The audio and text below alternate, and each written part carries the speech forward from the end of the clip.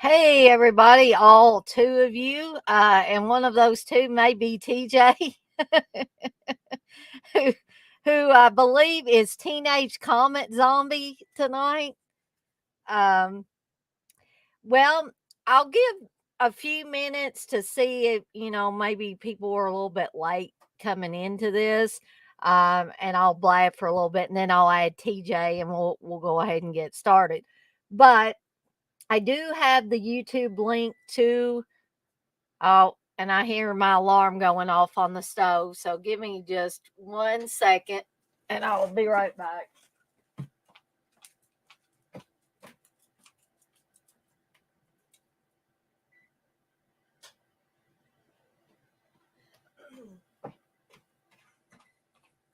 That's the thing that happens when your husband wants some homemade cookies like an hour or so before you do a live stream. So, I didn't want to leave him without something sweet to eat. So I said, well, I'll look and see what I've got in the kitchen that I can throw together to make some cookies. So I ended up finding enough stuff to make chocolate chip pecan cookies. So if you see me eating cookies on here, that's what I've got. So, and I stowed Steve's a Rocket Pop Laney energy drink. So I figure he doesn't usually drink energy drinks through the week, and he didn't drink it this weekend. So I thought, well, I'll drink it, and then when we go to the grocery store, we'll get him another one if he wants another one. But they're pretty good. I don't know how many of you guys have drank. And if you heard that cough, that was one of my dogs coughing over here. I don't know how many of you have drank these particular energy drinks. I don't know if they're local to us or they're everywhere. Maybe when I get TJ on here, I'll ask him if that's something that he's familiar with. But anyway, I have the YouTube link in the chat for Night of the Comet. TJ did help remind me that there was a decent copy on YouTube. And it actually was one of those that just popped up that said it was free. So it must evidently be one that YouTube is offering for free. A lot of times they don't offer the movies that I want for free. So I kind of lucked out on this one. There's also the second link is if anybody that comes in here at any point in time during the movie, although if it's the last 5 minutes of the movie, you probably won't want to come in on the live stream, but you can at any point in time. I have the StreamYard link there as well. So I'm going to go ahead and add TJ, and we may BS a little bit for a few more minutes, and then we'll go ahead and get started. Let me just. Hey, TJ. How's it going? Oh, good. I got my cookies, my energy drink. I'm good to go. I'm at my sister's dog sitting, so I don't have my regular background set up. So there's the kitchen. Yeah, exactly. Here's the refrigerator.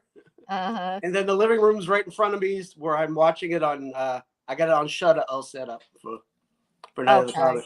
Since I have no computer here and I don't know where theirs is, and I'm not gonna even bother trying to find out. Okay. So also I'd have a red light like in the movie, but unfortunately they don't have cool lights like I have at home. So. Oh man. So how many dogs does your sister have? One. Just one? Yep. Is it a big dog or little? Like a medium size. Okay. She's the second child that my sister didn't have, so. Oh, okay, I got you. It's my nephew. You got a furry nephew there. So. Yeah. So that one medium dog shouldn't give you too much trouble. It's not like the 5 that I have where something's always going on with them. I mean, yeah. But hopefully I won't have to get up too much unless it's to run to the restroom or something like that during this. There were I don't know. It just seems like last night when I was doing the Black Christmas watch along, like right when I got ready to get started, like I was gonna put my intro on and let it run. The dogs all decided they wanted to go outside. Of course. And of course, then you got to get them back in. And then with Brandon, as he's the old man of the crew, then you got to make sure he gets his wrap back on so the poor little thing doesn't pee all over the house, leave trails of pee everywhere.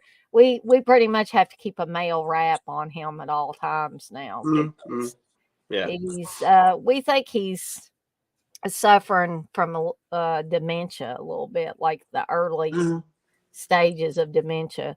And we've got him on something called Anapril, which is the suggested medication for what they call doggy dementia. I guess that's the slang term for it.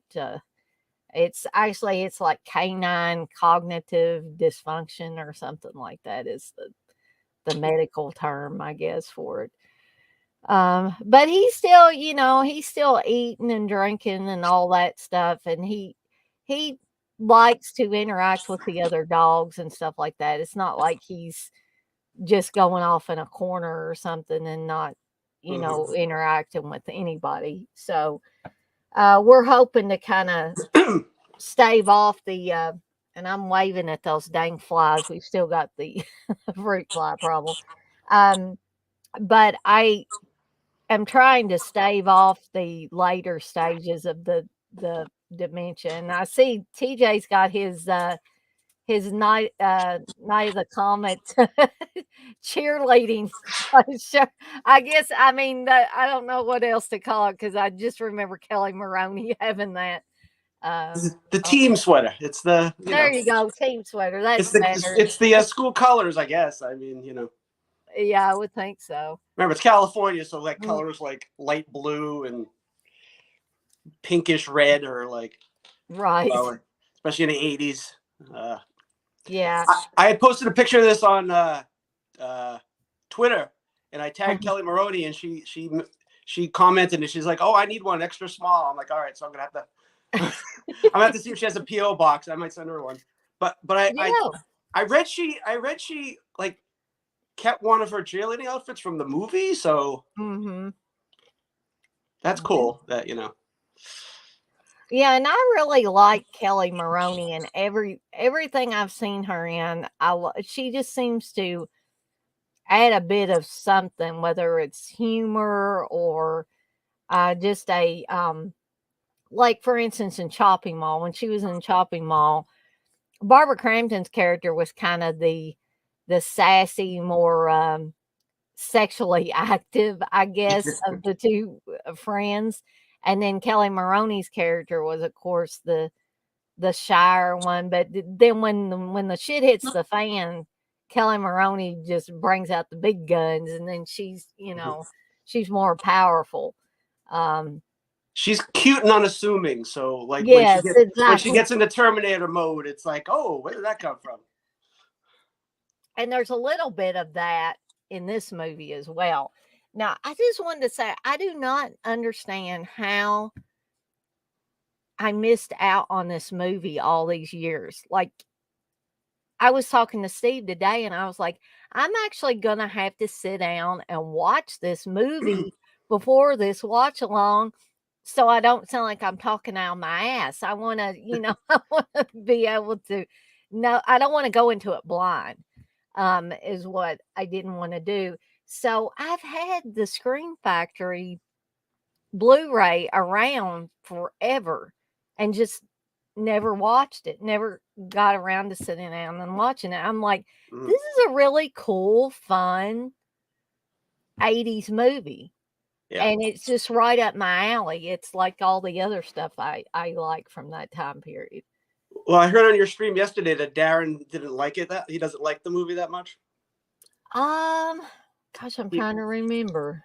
I think he made a comment during the end of your Black Christmas watch along. He may have. I've slept since then, so sometimes. So I said out loud to myself, "Darren, you bitch!" No, because I like this movie. I mean, like I can understand. Like I was reading something where Mary Warnov, who's in this, said when she Mhm. originally read the script and she thought of it, this would never be a cult movie. She said because it was very of the time, because it was very, Right. it wasn't like ahead of its time, and it wasn't like a period piece, and Right. it's very like it's very 80s. The music's very 80s. The you know the story about sort of like big in the 80s was like the nuclear war and stuff like that, and so Mhm. this is sort of part of that, and it doesn't age well, but then again, I think it's a cult movie. I mean, I like it. Yeah, I mean, yeah, if I could call a movie a cult movie, this would definitely be in that bunch that I would refer to as a cult movie. And that's another reason why I don't know how it slid under my radar for so long. Um, and I love the speaking of the music, I love the music in this. Now, some of you guys will probably say, there's too many ballads in here. I don't like that, the power ballads or whatever you want to call them.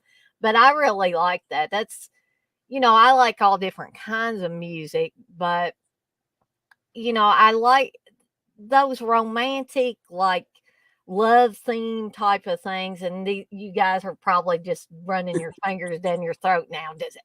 I don't like that. And Steve would probably feel the same way, actually. But I would really like to have, I don't know if do you know, TJ, if there's like a vinyl soundtrack of this Um, out? I don't. There was a soundtrack put out. I have it. Well, I had it on cassette originally, and then um, you can find downloads. Okay. I downloaded it a while ago. Like I downloaded extra tracks that were on the original soundtrack. Hmm. Some songs that were in the movie that I'd found like just searching on. I had to search, everywhere online and like through YouTube, and so I think you can find some of the songs on YouTube. But yeah, I don't know if there was a CD ever put out, so I don't know if you can find like a copy like that. But Right. Yeah, I was hoping maybe, one of the vinyl companies now had picked up on that, but of course I don't know anything about how the rights issues are. yeah, because there's a lot of songs in the movie. Yeah, a ton. And Girls Just Want to Have Fun was on there. That's a really fun scene. We'll talk about that Yeah, when we get to it. there's like 3 movies that have that, and I think only one has the real Cyndi Lauper Yeah, track. this one did not have No, Cyndi Lauper, but and there's the movie Girls Just Want to Have Fun. They also have a cover of it yes, because they Cyndi Lauper. They do. didn't have Cyndi Lauper for that. Yeah, so it's like you think it's the title of the movie. They could get it working there, but no. Well, the Goonies got Cyndi Lauper music, and then she actually did the Goonies, like the theme song for. Well, I think that's why, because this song was specifically for the movie, and Mhm, the Girls Just Want to Have Fun song is from her album, and I'm sure right. But I I don't was think they didn't want thinking, to cross it and like, oh, the money goes to the soundtrack instead of to her record. I don't know if right? that makes sense in my mind, but Was there any other Cyndi Lauper songs that were on Goonies that wasn't the Goonies theme? Because I was thinking there was maybe one other. because I remember there was a sequel music video to the Goonies music video, but I don't know if it was an actual like another song or just like a remix. Like I can't remember off the top of my head. It might be on YouTube, but Mhm. And a um, lot of people consider Cyndi Lauper, I think they consider her like a guilty pleasure. Like, we're going to be in the closet listening to this. We don't want anybody to know we like Cyndi Lauper.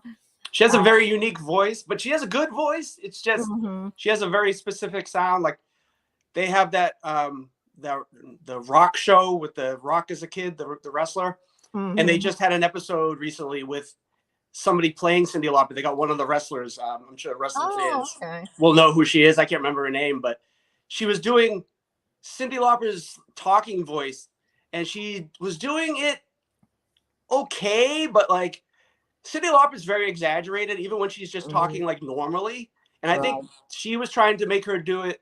She was doing her version that was like trying not to be overly exaggerated. But I'm like, that is Cyndi Lauper. So if you don't do it, you're not really portraying her character. So it's weird. Yeah. But I'm very critical. That's okay. Nothing wrong with that. And I wouldn't say that to her face because the wrestler, I'm sure she could body slam me anyways. But even though she's like probably the same height I am. So we got Menelect in here. So hey, Menelect. And Blair just came in. So hey, Blair. And Blair says Cyndi Lauper helped create WrestleMania. She was a big thing on that. They brought her in, and she did a bunch of stuff with Lou Albano back in the day. And I think she sort of helped them in the 80s. I mean, there was the Hulkamania stuff, but I think her music helped bring in maybe a different clientele than they usually have or some of that. But right. So we got 4 in here. So what do you think, TJ? Think we'll go ahead and get this party started? Yeah, sure. Oh, I want to say one more thing about your watch along yesterday with Black Christmas. Mm-hmm. You were talking about the scene where they're searching for the little girl. And I think Darren made a comment that he wasn't sure if that was the actual killer who did the killing. And I'm thinking every time in the movie, it's set up that every time Billy kills somebody, there's a phone call right after. A phone call, exactly. Right after they find the body of the little girl, there's a phone call that doesn't connect to any of the murder. So I'm like, is that too much of a coincidence from the filmmakers, or are they trying to say, oh, it's not the same guy, or that seems very obvious that it is the same guy? Right. Yeah. I mean, I see it kind of from both sides. I see it from what you just said. I see from what Darren said, Yeah.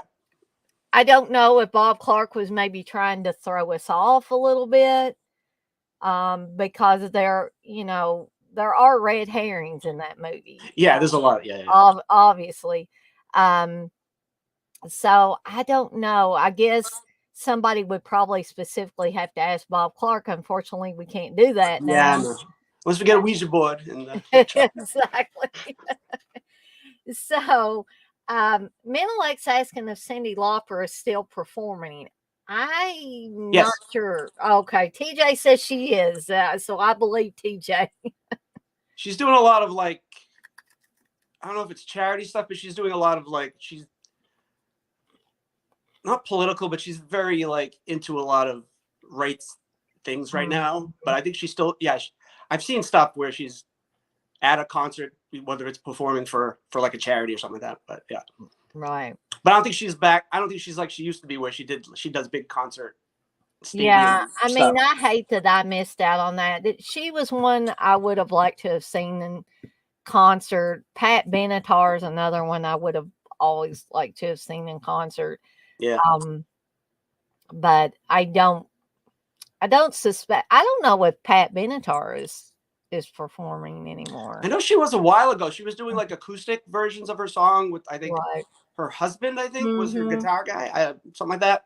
Yeah. But I don't know if, I don't up to date right now if she's, but there's always those nostalgia tours where Taylor Dane is performing and she doesn't have, or Bonnie Tyler, all those 80s. Yeah. Stevie Nicks is somebody else I would like to see. I would have liked. Why is she still alive? We just lost another Fleetwood Mac member. So yeah. I mean, I would have loved to have seen the whole group Fleetwood Mac play, and that's not going to happen now. So yeah, because Christine McVie had retired a little bit, and then they brought her back into the group again. That was maybe within the last 5-10 years, maybe, and then rest in peace. She's gone now, but yeah, and an incredible singer songwriter. I mean, we've lost a lot of really talented people. I'm not even into country music, but when I heard Loretta Lynn died, it kind of bummed me out. My mom was telling me, she said, "Do you know Loretta Lynn died?" And I was like, "No," but that really bums me out because I like Loretta Lynn's personality is what I like. And I thought she was a really tough woman. And I love Coal Miner's Daughter. I can't tell you how many times I've watched. Well, I watched X last week, and one of her songs was in the soundtrack. And I was like, oh, it's Loretta Lynn. She just died. Yeah. I guess Loretta Lynn was one. I mean, I know we all got to go sometime, but I guess Loretta Lynn had been around so long Mm-hmm. that you kind of get in your head somehow that they're going to be around forever and they're not, you know. And so when you hear somebody like that, somebody that's larger than life pretty much is Mm-hmm. gone, Yeah. it's just, you know, and Kenny Rogers, I always like Kenny Rogers. And again, I don't even care much for country music or like I don't like the really, really old stuff. Like I wouldn't want to listen to Porter Wagner or nothing like that, but my parents would. Mm-hmm. Yeah. Uh, but my dad also listened to rock music growing up. He would listen to Three Dog Night, The Guess Who, people like that, bands like that, Mm. and my mom listened to a little bit of rock music, but most of what my mom listened to growing up was country. I mean, she grew up with the country music. Um, but anyway, enough bumming people out about dead singers and stuff. I have my Christmas tree. Ooh, I gotta get me some of those. I saw them at the store. Well, Uh, I raided my sister's cabinets and I was like, oh, what stuff can I eat for her while I'm basically here working for free, watching the hey, house Darren. and the dog. Yeah, she's gonna come back, and there's not gonna be any treats in the house because TJ's gonna make all her treats. Sorry. Don't ask me to come dog sit anymore. I won't eat your treats. So anyway, um, I guess we'll go ahead and get started now. I've got Okay. mine queued up to it's that little logo that looks kind of like right now it looks like an eyeball, but I know that's not exactly what it is. I think it may be going to the does it go to an MGM thing, TJ, or am I wrong on Yeah, that? on Shutter it starts with the lion. Okay. So I But think what it's doing is it's getting ready on mine to fade into the line yeah. growling. So Okay. it's about 3 seconds in on the YouTube link. So let me switch back real quick to the chat and if one or two of you maybe could tell me if you're queued up or not, and then we'll go ahead and get started because sometimes when I do these, and I'm not mad over it at all, sometimes people are in the chat and I say, is everybody queued up and ready to go? And I don't ever hear them say anything, and we'll do the whole movie and you don't ever hear from those people again. So I don't know if they're just in and out or what, but Yeah. it doesn't matter.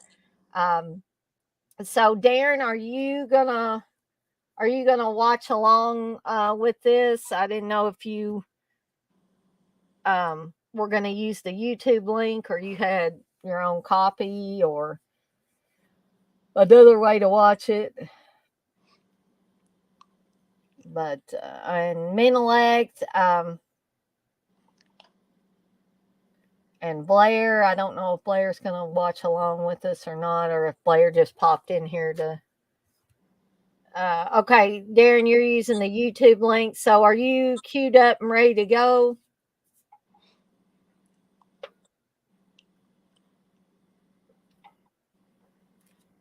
It looked like I noticed Uncle Bill had started his hanging with Mr. Hooper streams talking about Toby Hooper. Oh, I gotta check into those. I don't know what movies he was talking about. He'll probably go in order by the way they were released, I would imagine. But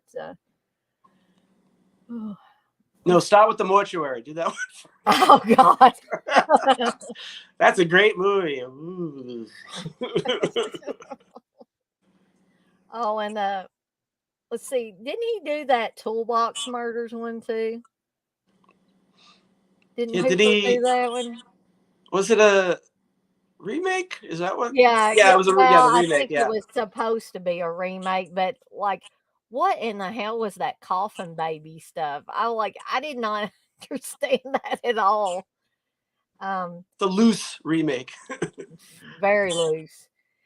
Okay, so it looks like Darren is queued up. So, guys, I'm going to go ahead and do the 3, 2, 1 and get started. And then if somebody comes in later and needs a timestamp, we can always give them that. So we're going to go 3, 2, 1, press play. And mine's fading into the lion's eyeball. And now he's growling. It's Beans. There's a YouTuber and she has a cat, and every time she does a movie that has the lion at the beginning, she goes, "It's Beans," because that's the name of her cat. Oh, okay. Gotcha. She's from Tennessee. So.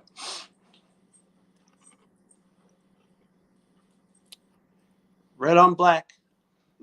Yeah, I like the credits too. I mean, they're not anything like flashy, but yeah, but I like them. I'm wondering why they did a voiceover. Like, did they really need to set up for the movie? I'm not sure. Because it doesn't come up any other time except for the beginning. Maybe it's a little science lesson for y'all. I don't know. There you go.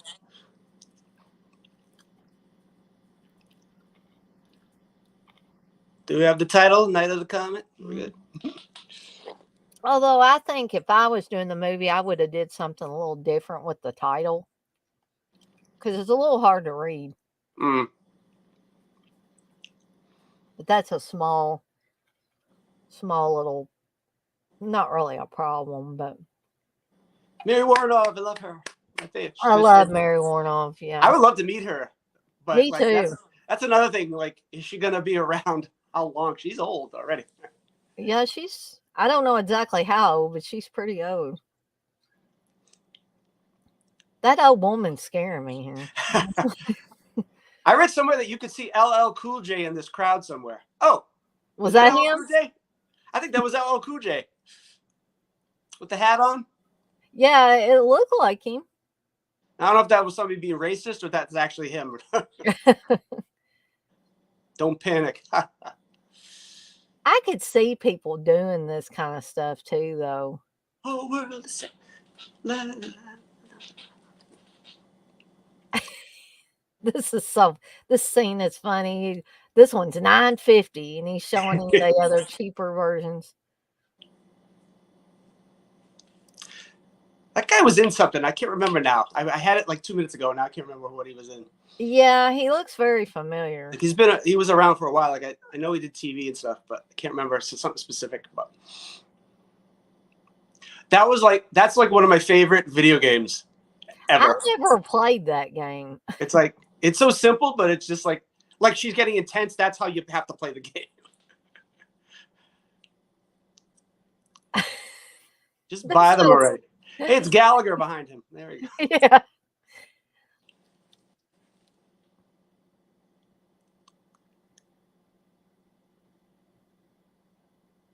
She almost looks like she's possessed by the game. Have you ever seen gamers? That's how they look. Yeah, well, I've seen Steve when he's like playing the wrestling game here at home. I usually do a lot of cussing and almost throwing my controller against the wall. That's how I play. Well, Steve cusses and like throws his legs and arms out. You don't want to be sitting on the couch beside him when he's playing the game.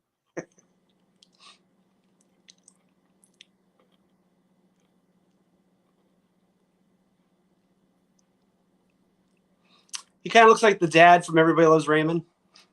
Yeah. Like they could be brothers.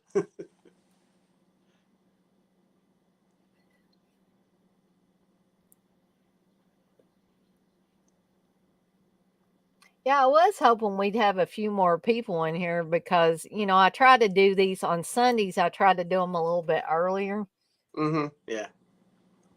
No one wants to watch a good Christmas movie. I don't know. Yeah, what's wrong with you guys?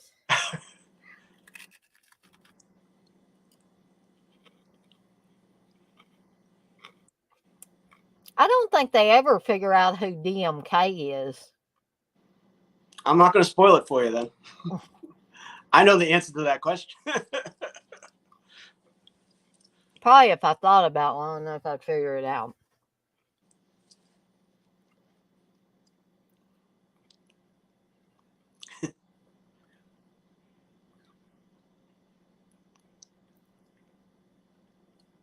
Why does that guy have that hat on?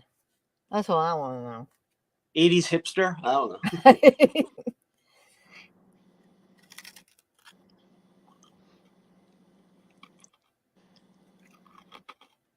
That's a good movie. It came from outer space in 3D. That's pretty good.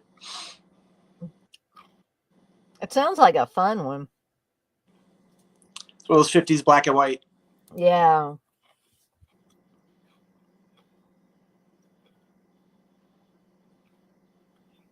I'm just surprised they didn't remake that movie since they did like Invaders from Mars and that kind of thing. Oh, yeah. You would have thought that would have been right up their alley as far as a list of things to remake. Yeah. That makes me want some movie popcorn bad. I know. There's nothing like movie popcorn. I've gotten close to duplicating movie popcorn here at home because I finally got me one of those, like a mini version of the popcorn poppers like they use at the movies. And I've got, that all the different stuff that they put on it at the movies. Yeah. And it's pretty damn close, but it's still not exact. It's whatever they put in that artificial topping. Well, I do have a cart. It looks like a milk carton, but it's got that stuff. The powdery stuff. Yeah, it's the powdery stuff, and I'm forgetting the exact name of it. I got it back there, but I'm too lazy to get up and go look at it. This is my girl. Yeah, and she's so cute there in that outfit and stuff. She's adorable. Now, if you heard other parts of the world where, like, you don't know what's going on there, would you think something crazy was going on? But no one's like, probably just a satellite. Yeah, exactly. Wow, that's an old cordless phone. Jeez. Oh.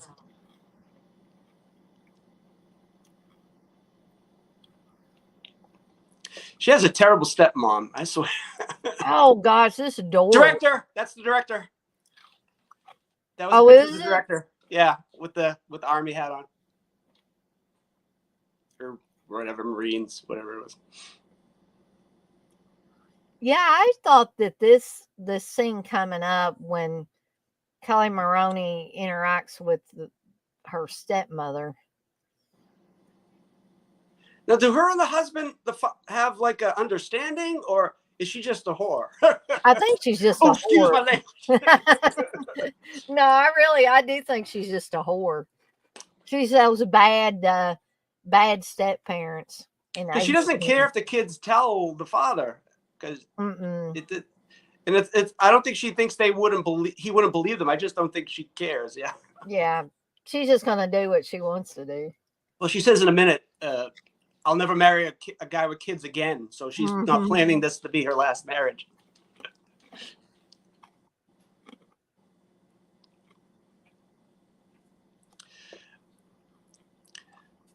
So she's in a Lone Wolf McQuade, the Chuck Norris movie.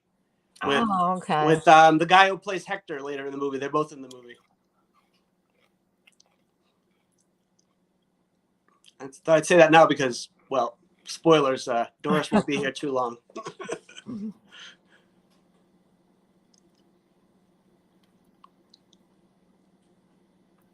Oh, one of my favorite lines is coming up. Oh, yeah.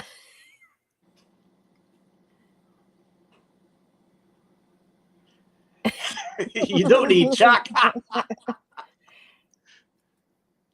But then when she really clocks Kelly Maroney here. Yeah, I'm like, why would you?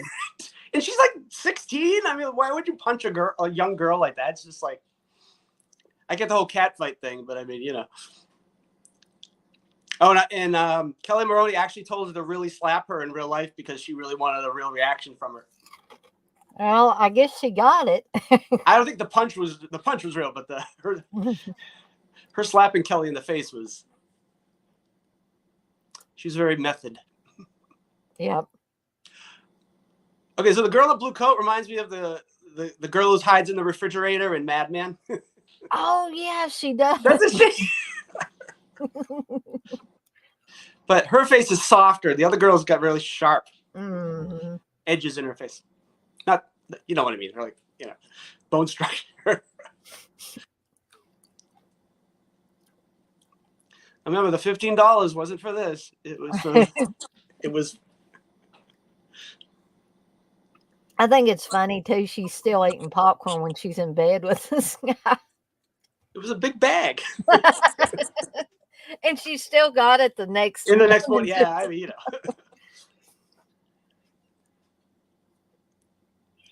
I don't know if this guy's been anything else. I don't know. He looks kind of familiar, but I'm not really sure. Just got that 80s blonde actor look. Okay, here's some video game 80s special effects there. Right. Oh, everybody's wearing the 950. Yeah. He must have talked a bunch of people into buying those 950 ones.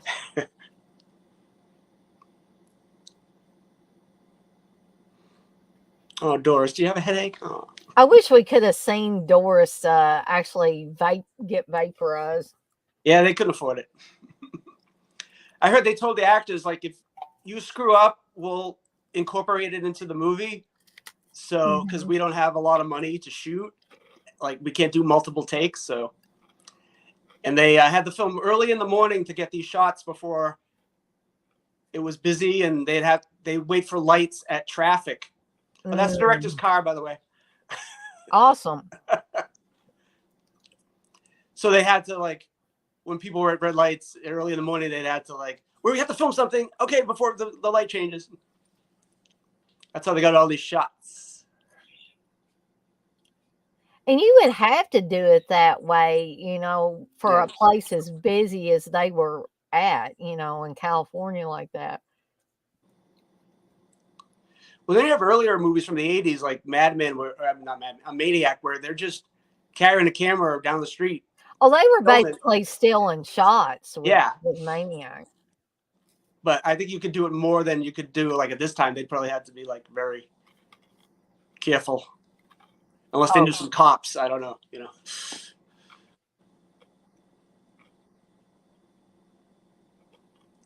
There's a drought. What are you using all that water for?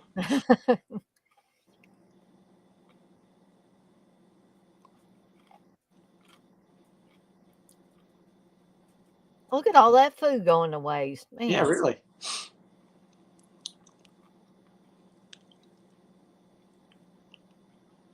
Now, would human dust really be red? I know, it looks like red sand or... What about Muffy? Exactly.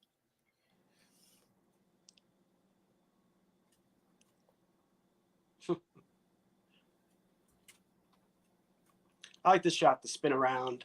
And Catherine Mary Stewart, I think she's very pretty too. Have you seen The Apple? I have not seen that one.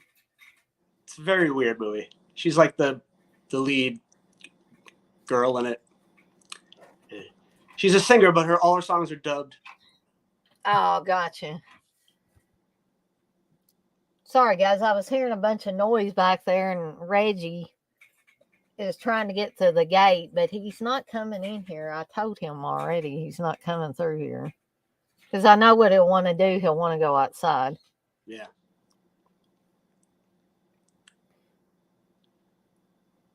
My dog's in for the night. He's not waking up.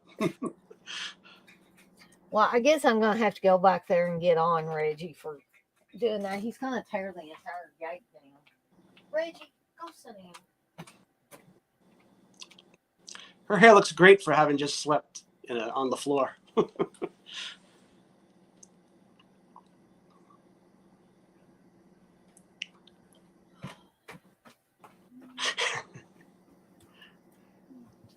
Oh, goodness. Oh, and then red dust. yeah, I just noticed that. I just noticed that too. I forgot about that. Very foreshadow. We knew him well. I liked how they added these zombie creatures to the mix too. She's just obsessed with this. I know, it's like I think she's more obsessed with this than, or more interested in this than she is sex. She's 18. That's why. I don't know. And she's female. If it had been a guy, but that would have been different. I ain't gonna say we, but it would be a different movie if this was the main character was a dude. Yeah. Oh, they got Tommy, a poster. Mm-hmm. Oh yeah. Oh, weren't you asking yesterday? Are there other movies that have movie posters in the background? Yeah, I think Darren and I were discussing that. This movie. There's a Death Race 2000 one. Yeah, was this Corman produced? Maybe. I can't remember.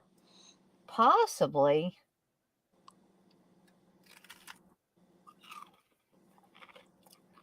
She must like Twizzlers. At the Midnight Comet Show.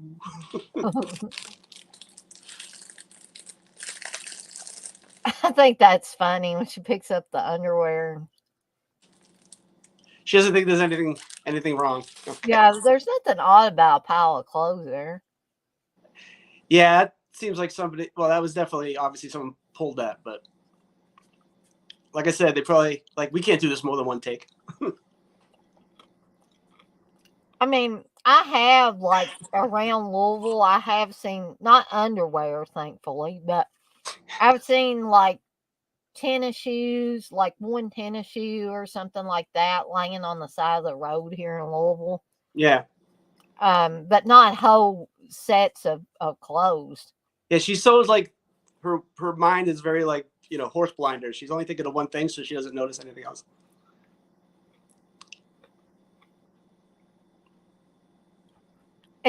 And too, when she picks up this wrench and there's blood on it, and she's just like, ew, gross, she's not. I'd be getting the sanitizer and hot boiling water. I don't touch that.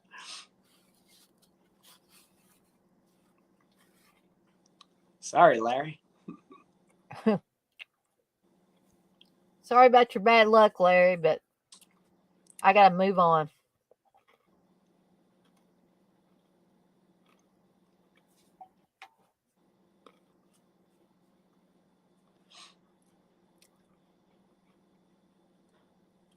I bet Steve would like Catherine Mary Stewart because he would say she has that very 80s hair that he likes. It's very big.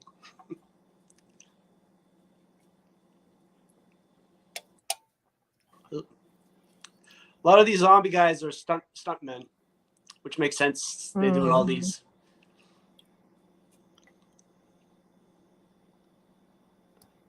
I was looking this guy up and I saw The Color Purple. I'm like, he's in The Color Purple? And I was like, oh, as a stunt. He did stunts. Okay, that makes sense. Too, what I he looks familiar to me, so I was like, what I like about these zombies is they're not like traditional zombies. They're not dead yet and come back. They're slowly getting, changed over because they didn't get completely vaporized, evidently. Right.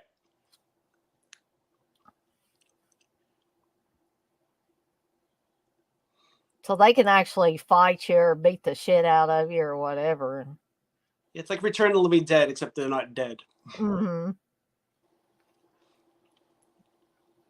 So that's a big plot thing they put together later in the movie that, why some people... And that was not her. Oh, that's not her either. Definitely not her. I think that might have been a dude. It was a terrible wig.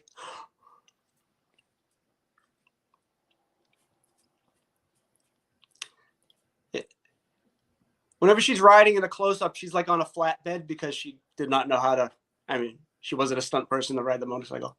Right. They didn't want to kill off one of their lead actresses. But I think she did a lot of her like her easier stunts. She did most of those, I think.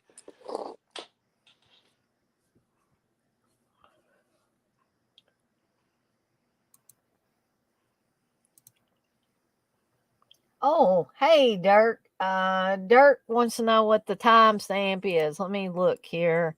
I've got it at 20 minutes, 17 seconds, Dirk.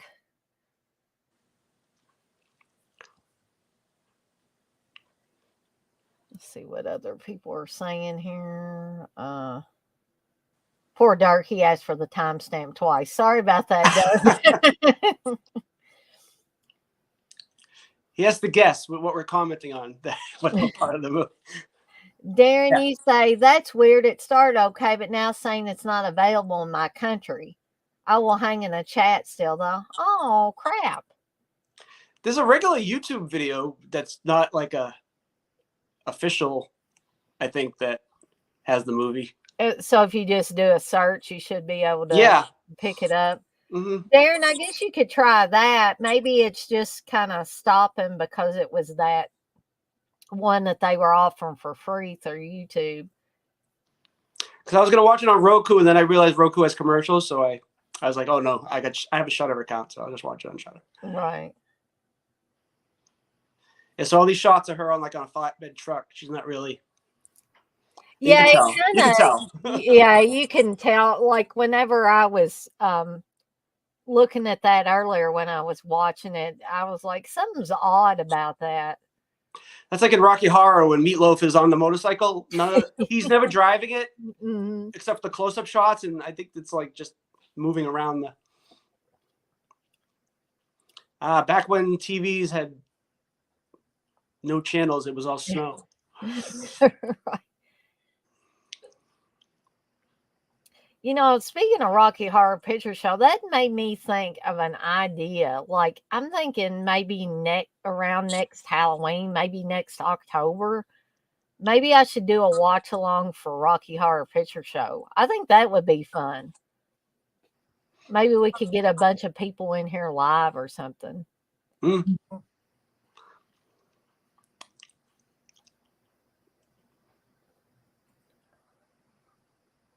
It's very red out this morning. When I saw that red sky, the first thing I thought of was that movie Red Dawn. Uh-huh.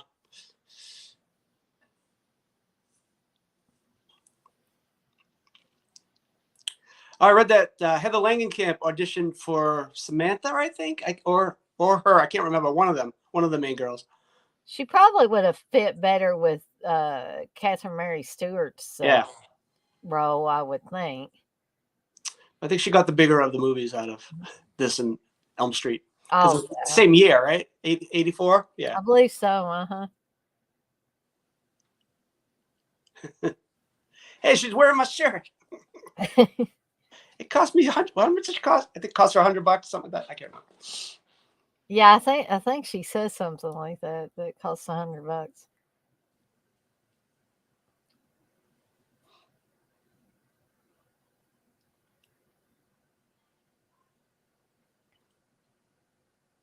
But they keep referring to them, like if you look at the plot synopsis for this movie, they keep referring to them as Valley Girls. Well, technically they might be Valley Girls, but if you watch the movie Valley Girl, they don't really sound like those girls in that movie. So they like to shop and stuff like that. But yeah, I think the Valley Girls were like a specific. They weren't necessarily all of but there was like a specific region, the Valley. Mm-hmm. So anybody who lived there technically was a Valley Girl. So I guess technically I don't know exactly where their house is, but it's in the Valley, I guess. I guess geographically they would be Valley Girls. Yeah. And they're not like saying like totally and exactly bitching and for sure. I think at the end though somebody says bitching. Not one of them, but somebody else.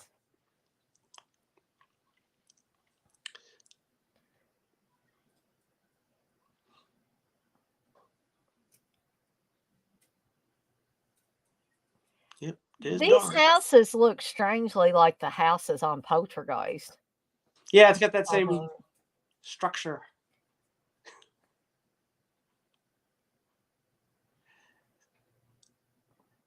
See, she's slowly putting it together because she's the less intelligent out of the two. She's not stupid, but she's not as her sisters, even though now she's thinking she's more aware, but like they're not just like two idiots. They're like, oh, they're dumb girls. They don't know what's going on. And I don't think she wants to believe anything's wrong. See, she's really like Regina, or Reggie, as they call Catherine Mary Stewart. She seems more worldly, more aware of everything.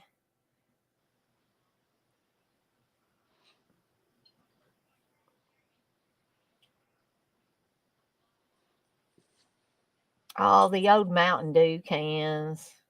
The old Pepsi cans.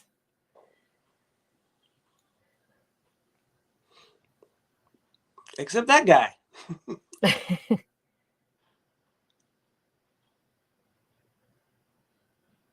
Boombox. Remember boomboxes?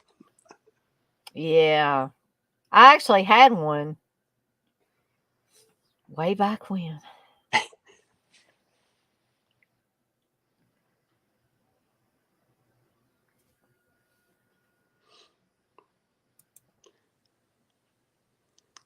If that was real LA traffic, it would have took them 12 hours to get to the radio station. Okay, so Darren says the other one's working. He's wanting to know the timestamp. Let's see. Darren, I'm at 26 minutes, 45 seconds.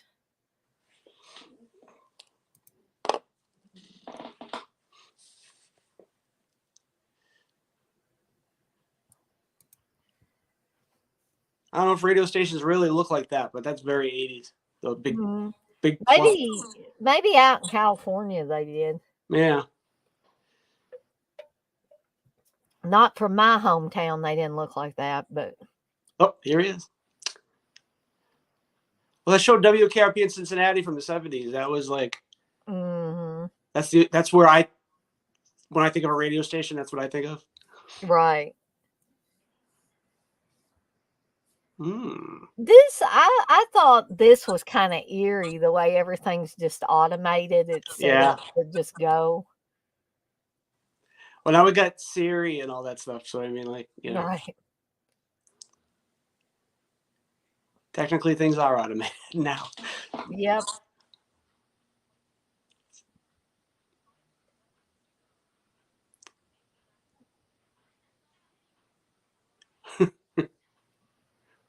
I mean, they get where they, spoiler guys, they get where they can trust Hector, but most everybody else they pretty much can't trust in this movie. Get a lot of dates this way. Right. I love the way she does that with her eyes. He's like, "Let me see your eyes," or "Open your eyes," and it's like. But it's one of those things where the young people can never trust the adults. I think we're going to see that more here in a little bit. Yeah.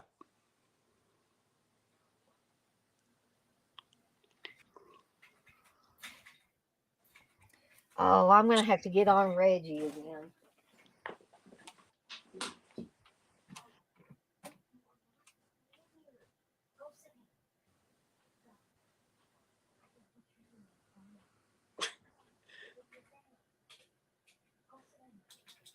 She really going to hit him with the microphone? Yeah, I don't think so.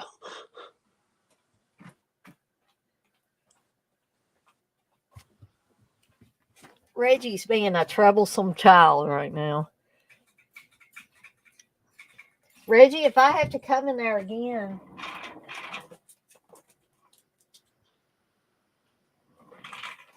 I talk to them like they're kids. Yeah.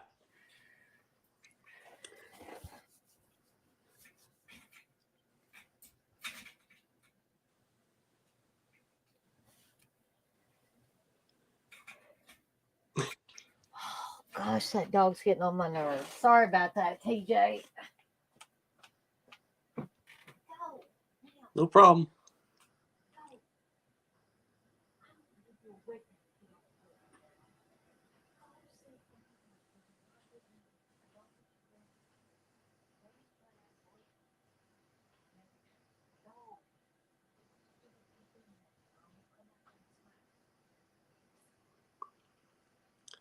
Well, what's a young girl gonna do in a radio station all by herself?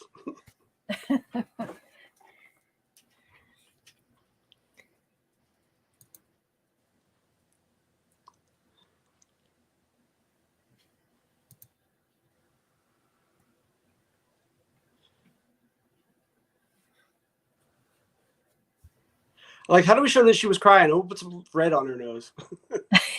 Her, the tip of her nose did get very red. Yeah.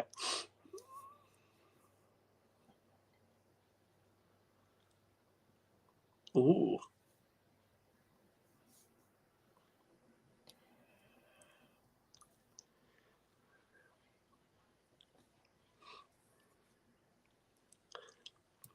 It's interesting because he's like in his, I think he's like 30 or in his 30s, early 30s or something like that. And she's supposed to be, and she's supposed to be 18. I don't know if that's their late. His age is actually supposed to be in his 30s or not, but he obviously looks older than some of the rest of them, though. yeah. He was in Eating Raoul with Mary Warnock. Oh yeah, it's been a while since I've watched that one. Yeah. I think she mentioned him. Well, no, he mentioned her when they were doing this movie. That's how they got her involved, I think. Oh, okay. Because see, I don't think he originally was going to do it because I think his character was more like racially stereotypical, Bowery, you know. Oh. And he's like, I'm not going to do that, which I don't blame him. I mean, you know, because she says a line. Catherine Mary Stewart says a line that sounds a little like she's being a little racist, but I think it was just, it might have been his character was supposed to be more like stereotypical. Still the thing she says a little, even watching it now, I'm like, it's a little cringy, even for like the 80s. I'm like, right. She'll say it coming up.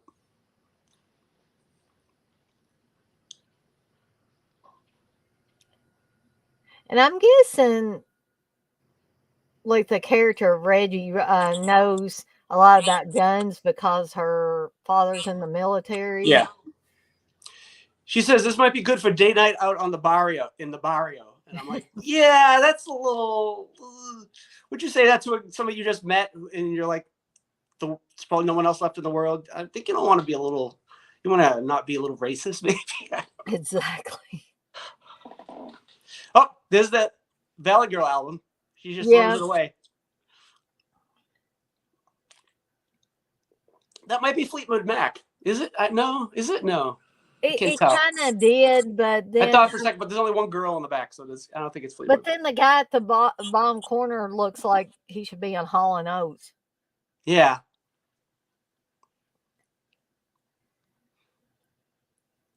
It was the 80s. That could be any band. I don't know.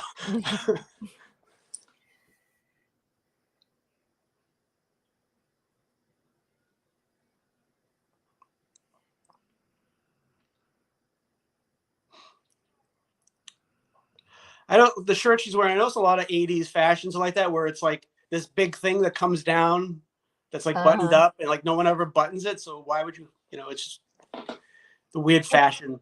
And it almost looks like if you watch some of those, even the Twilight Zone shows from the 80s when it was supposed to be showing a futuristic like show, they would have outfits kind of like that.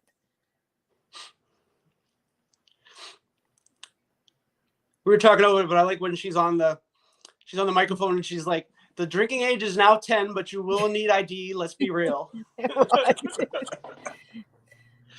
I think she says Teenage Comet Zombies. I think that was like the original title for the movie. Oh, okay. Oh, there's her with her socks, her 80s leg warmers.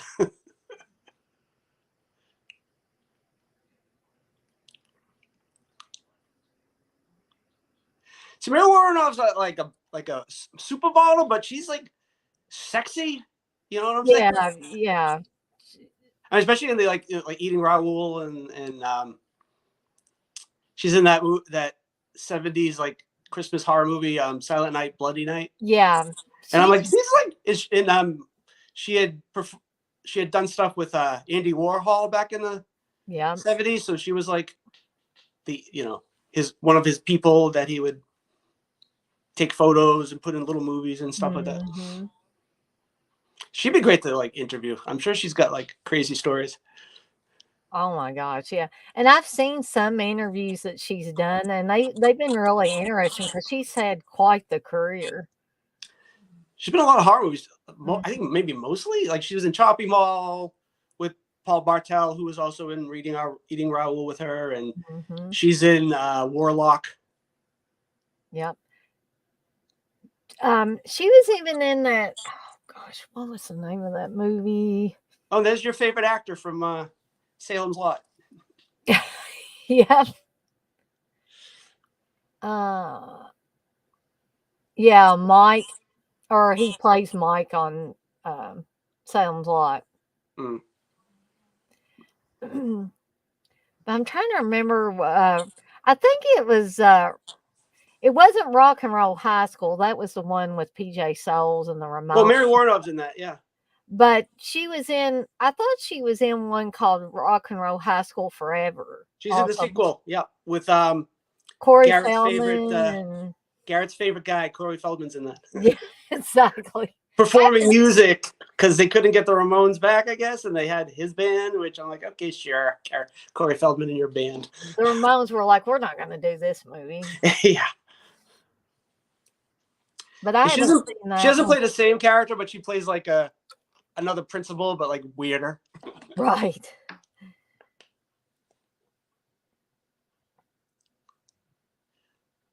Why all of a sudden is she in a car in a weird party dress? What's going on here? This is a Real Cops. Kind of weird sequence. Yeah. She's yelling about the phone company. Nobody's the phone company anymore. There's a lot of great lines in this. I don't know how many were ad libs because I know a lot of stuff was ad libbed, but I mean here and there. But oh shit, my license, yeah. Oh shit, I'm drinking. And oh shit, I've got this beer. She got some kind of glitter makeup on. I don't know what that's all about.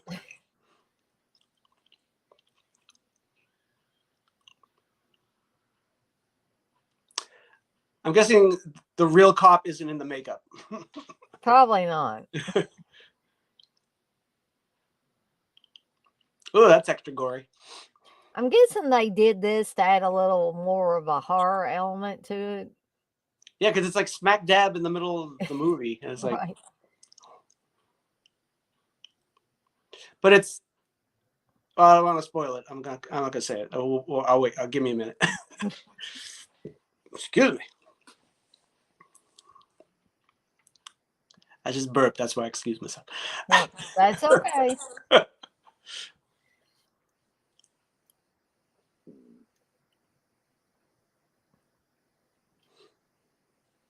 I like this bathroom. Very flashy. I wish my bathroom looked like that.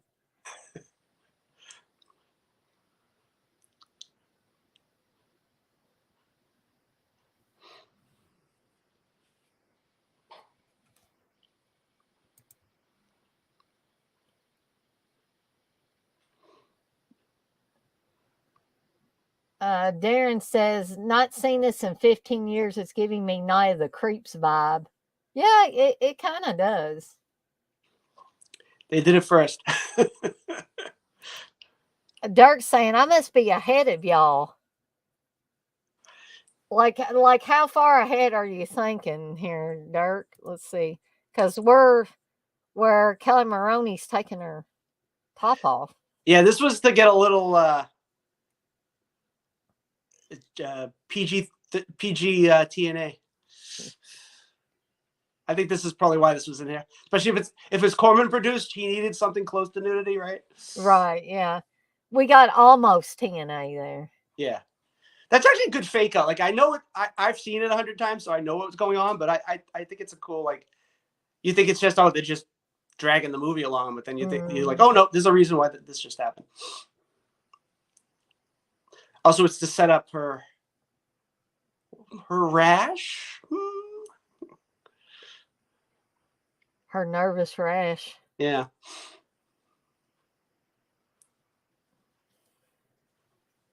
So where does Dirk think he is?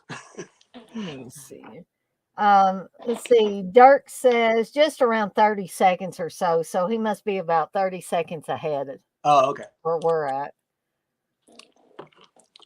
Let's say if he's seeing the closing credits, he's a little too far.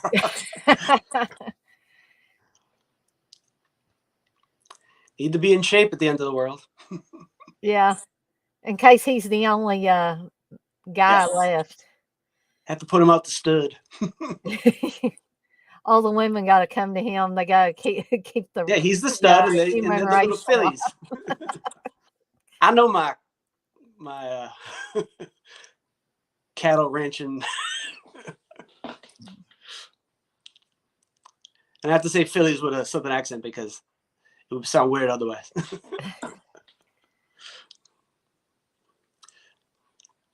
That was my friend says whenever I try to do. I want to put a character in my script, and I want to play the character. He goes, no, and don't do an accent because you're not good at it. Well, he means it with caring,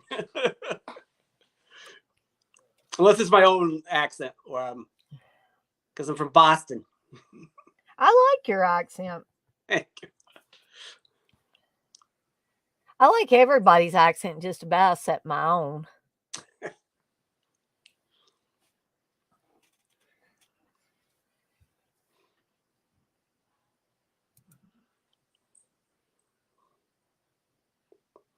This is where you go get some refreshments, or you go to the bathroom during this scene. Because it's too sappy. Yeah, and it's like it's not much of it's not plot exposition really. I mean, it's a little bit, all right, we know these characters. They're not just a goofy girl and some dude. They got personality, which I think that's a good thing to put in this. But I'm just like, I know when to see it enough times, when to walk out. I guess what they're doing is just attempting to set up a relationship or a foundation for these two characters to build a relationship. Yeah. But yeah, it could be a part where if you really had to go to the bathroom or something, or get you a snack or something, you could go grab it and safely not miss any integral parts of the movie.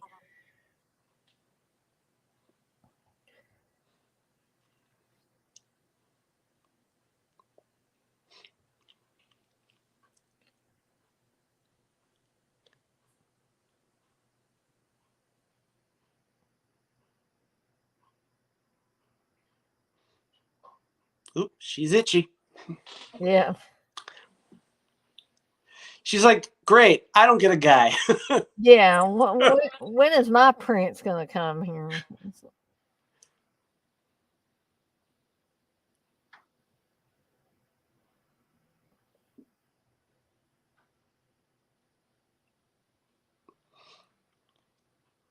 So where the audience goes, uh-oh. Mm-hmm. Oh, here we go. The oozy scene. Is it just me, or does Kelly Maroney's hair look more poofy at times? Like right now, it's I mean, poofy.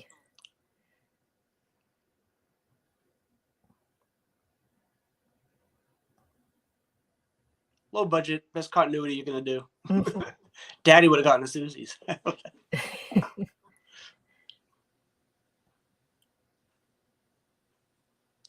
So I think at some point it got jammed in real life, and something one of her lines was an ad lib. Ah, okay. Because like I said, the director's like, yeah, if you screw up, we'll just incorporate it into the movie if it works. We're not gonna. Somehow those two stars on her back, it seems like she's almost got it on backwards, like they should be on her boobs or something. Rob Zombie would do that. He'd have Oh, definitely. He probably would. Sheer. It wouldn't be a full sweater. It'd be a sheer sweater with. Or he'd just have her completely topless with little stars on her on her nipples or something. I don't know. It'd be something weird. Now this works between This is them. a I like weird the scene. sister stuff. I think this works with them better than getting her and Hector love affair. You know, Right. I think their chemistry is really good as two sisters.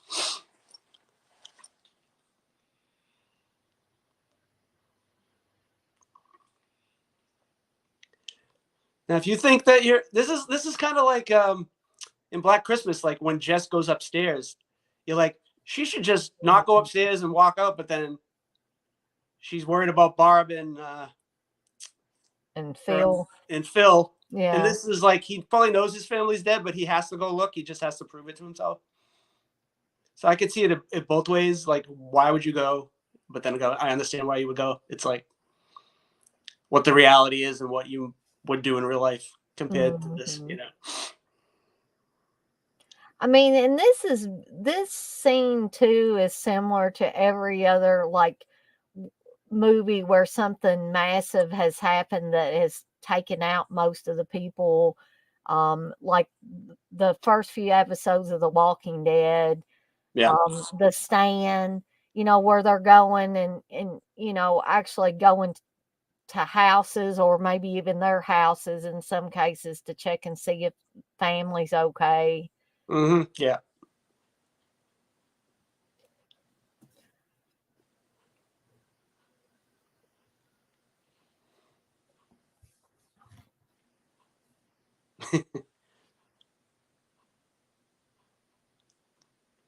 That's probably his sister.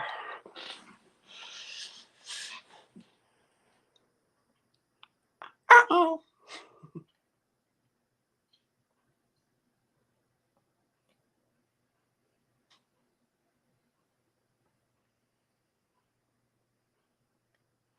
And this part coming up here sort of reminds me of the one scene in Dawn of the Dead.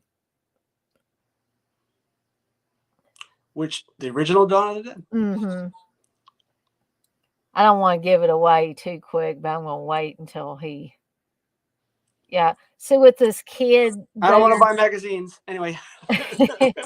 But there's a scene in Dawn of the Dead where Ken Foray opens a door and these two kids come running out that are zombified. Yeah. And that sort of reminds me of this scene. By the way, that is not an actual kid. That is a not tall person. Oh, okay. That's another stunt guy.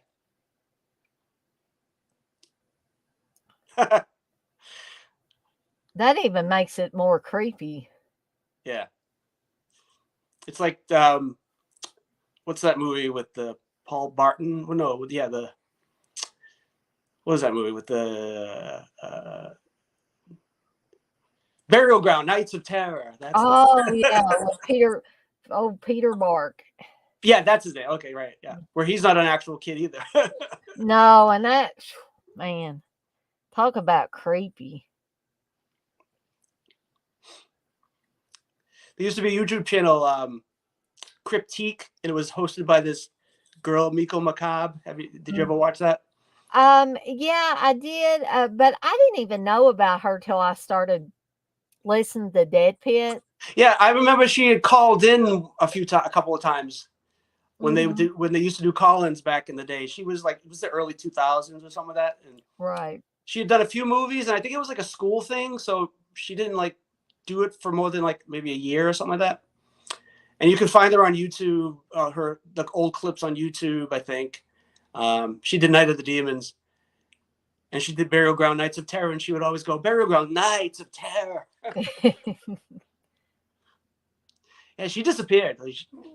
I tried to find her on Facebook and stuff, and like, she was interesting, and she was good at what she did. She wasn't just, there are some of these girls, and I've talked about this before, but that they're just kind of, they might be sexy or they might just be a pretty face, but when it comes to movies, they really don't know about the movies that they're supposed to be talking about.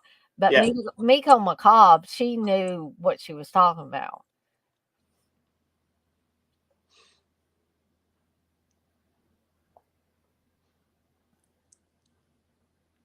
That's a very pink robe. Yes.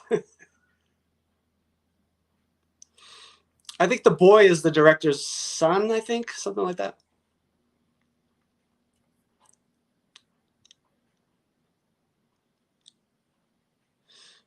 So I like this scene because you can't hear what they're saying, but you can see what's going on. Some people go, no, we got to have dialogue. I'm like, sometimes you don't need it.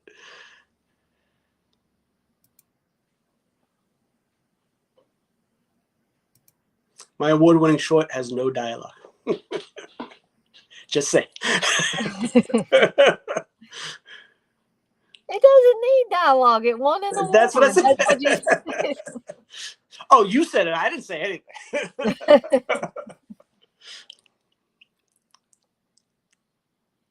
And they had this discussion about her dermatologist being dead.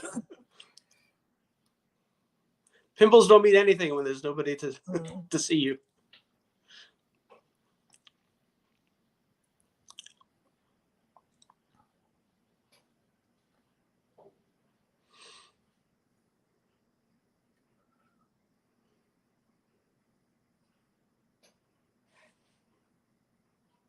He's nice and the only guy. Yeah.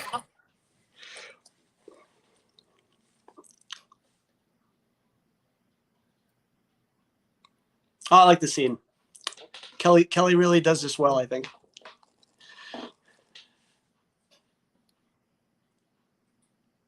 Yeah, her emotions don't come off as fake in this scene at all. That's like when the people talk about B movies and stuff like that. They think, oh, the acting's bad and stuff. If you look, there's some good acting you can find. Not everybody's, Meryl Streep or other female actors I can't think of.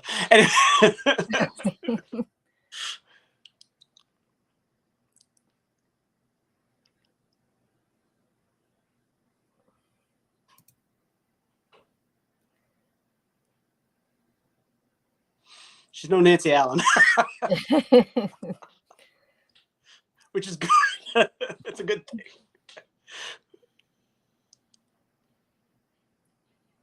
Nancy Allen just needed to be put in the right parts. I just think she wasn't right for some of the parts that she played.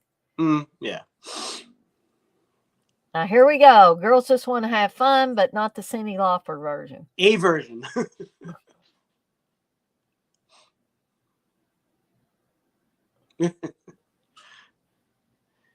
Never put down your gun. Never. No, not even for shoes. Yeah.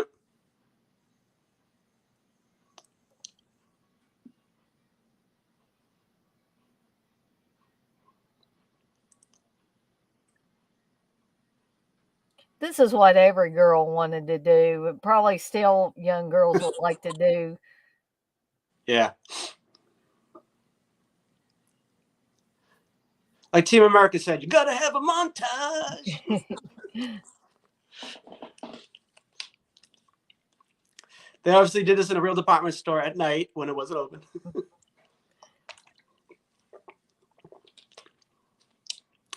You could say this is the mall where they had the bowling alley and Sorority Babes. You can connect the two movies. Yeah.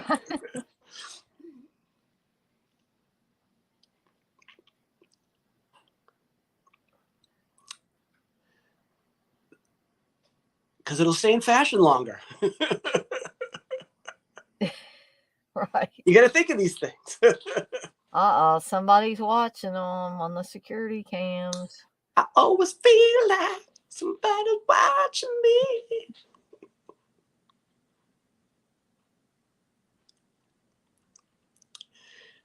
This guy's very creepy. He was cast very well. Yeah, oh yeah. He has one of those faces that you don't want to come across. Mm-hmm. They should have put him in Smile. He would have been good. There you go. Have you seen Smile? Yep. Did you like it? I liked it until the ending, and I felt like it had a non-ending, and I got pissed off. And Steve told me it did have an ending. I said, no, it didn't.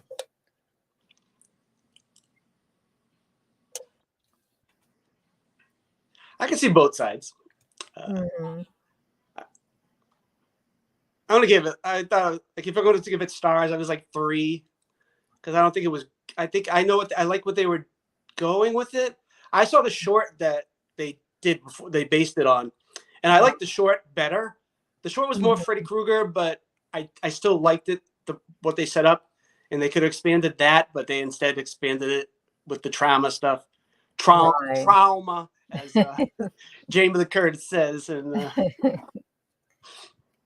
but I think they pushed that trauma stuff a lot for a horror movie of that type too. That was a lot of jump scares. I mean, a lot. The short has one jump scare, which jump scares usually don't get me. This one got me, and I watched it twice, and it got me twice, and nothing in the movie got me. I mean, some of it was there was some intense moments, but there was no scare that got me. Dirk brought up a good point. He says that I don't know. Did you watch Smile at the movies? Because Dirk's saying it was more effective in the cinema. I watched it on my 80-inch TV.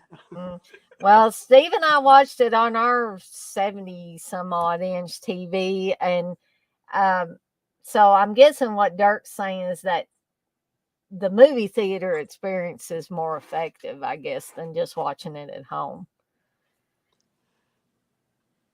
Because he says he watched it at home too, and it wasn't the same experience. Well, I have to think about going to a movie that has jump scares in a theater because a lot of those people get scared at everything, and you'll miss the movie or miss the scare because someone's doing it too much, and it's like, well, you just ruined it for me because.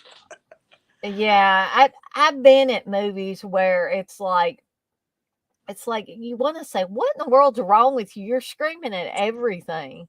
Yeah. Just be still a little bit. I think that causes the jump scares to lose their effectiveness when somebody is just jumping at everything. I like she's dressed like Bonnie and Clyde type of outfit. Like, yeah. And these bad guys here, they're vicious. I mean, they're meaning to kill. Yeah. They're not playing around. I like when she ducks down. She's like, whoop.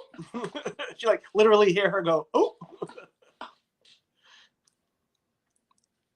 Well, I'll tell you that I watched the short on a smaller screen on my computer, and the jump scare got me. So if the full movie couldn't do it, I mean, but I could see some people, if you see it in the movie theater kind of experience where you're sort of down in your chair watching it and you're like paying attention. But like when I watch a movie, especially one I want to pay attention to, I shut everything out. Like I'm not like worried about my drink or worried about, going to the bathroom. Cause like, even when I'm in the theater, like I'm going to sit through the movie. I'm not going to. So, I mean, maybe that's just me. I'm not saying like only I know how to do it the right way, but I'm saying when I usually do something, that's how it works for me. It's like, I try my best, and through most normal length movies of, an hour and a half or maybe an hour and 45 And Smile's almost 2 hours, which was way too long. I can usually do that even if I have a drink without having to run to the restroom. But anything any longer than that, like some of these movies that are 3 hours or longer or close to 3 hours, I cannot help it. I've got to go to the restroom.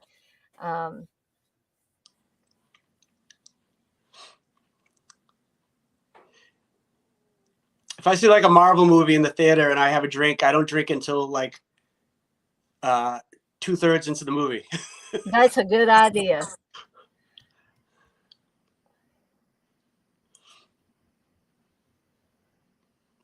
This guy's like Hugh Hefner now with this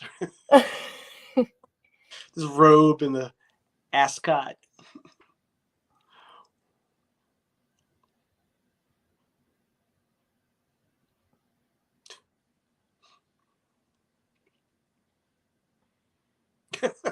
Yeah. Turn that shit off. Okay, I'll blow it away. That was a song that wasn't on the soundtrack. The like I don't know how to describe it. The very drummy sound song. A lot of drum in that song.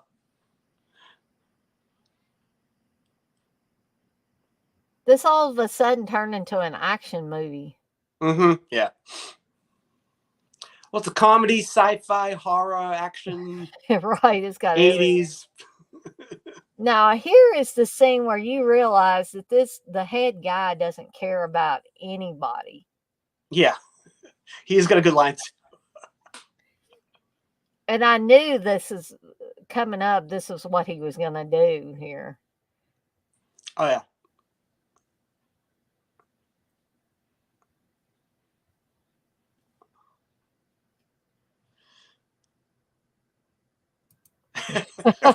And she was holding him so he could get shot. I mean, come on. I'm not crazy. I'm not crazy. I just don't give a fuck. That's another great. That's a great line.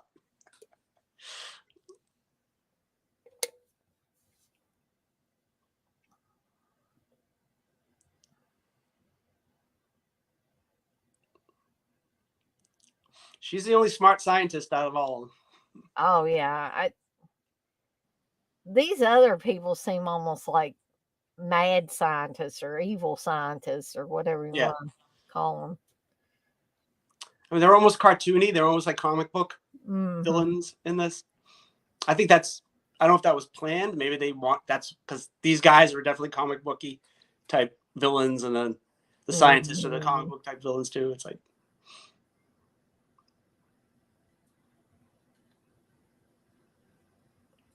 This definitely looks like comic book villains. Yeah. Who wants to pay for it? What? And that was fast because we saw him a few minutes ago and he wasn't that bad. Then all of a sudden his white skin and.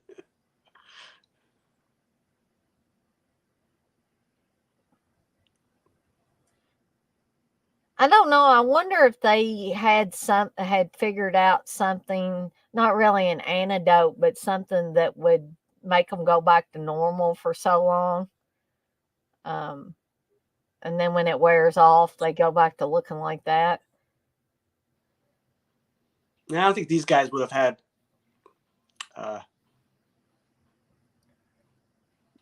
something like that at their disposal. There's just a bunch of schlubs who got stayed in the mall.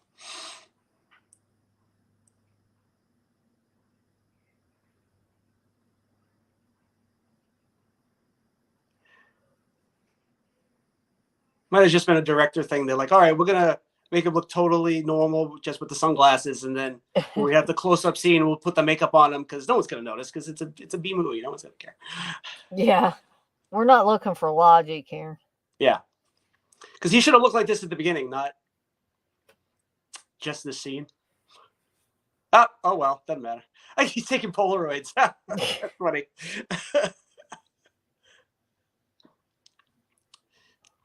See, if Marty McFly had guns, he would have shot all of Biff and his bullies.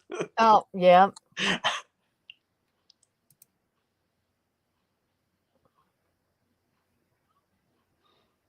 We're not with these guys.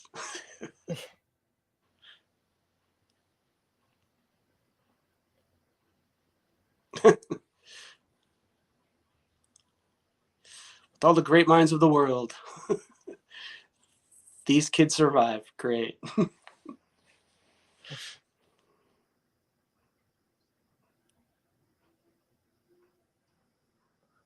Mary Warnow always looks so intense. Yeah. She should smile. She should smile more. There we go.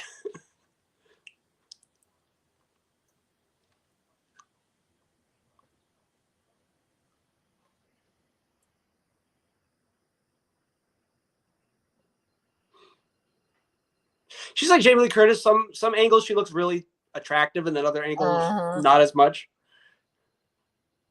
Bye, Sam. Oh, she waved at me. I'm going to leave you with these crazy scientists. Is it me or does that look like a model, not an actual? Oh, yeah, definitely. It looks a little. And she's still talking about Hector. Because it's just those girls. The girls were together.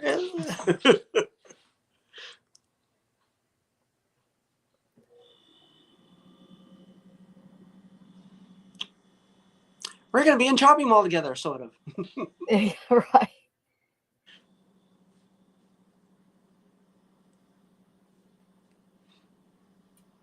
Yeah, it's a rash. It's nothing to worry about. Yeah, don't worry about it. I get them all the time. The Comet? No, not the Comet.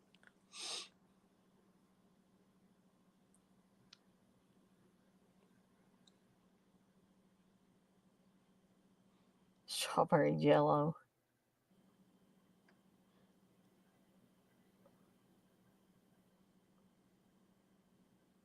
Yeah, sure.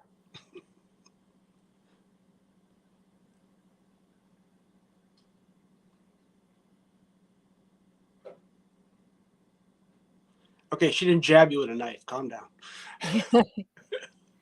Just a little needle. Be all right.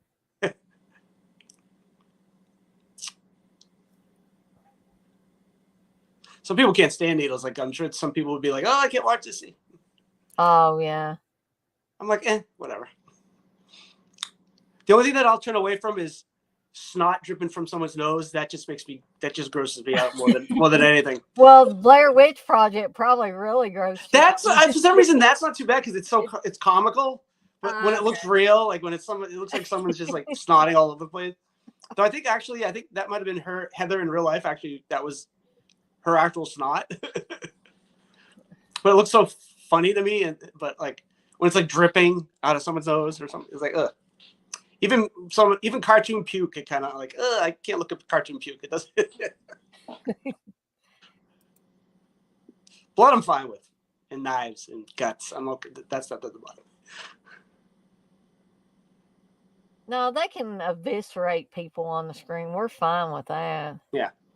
Pull out their intestines and all that. Yeah. Fulci brain squash. Because when a zombie grabs your head becomes really soft for some reason. I don't know. Yeah. It's easily squishable. Must not be a skull.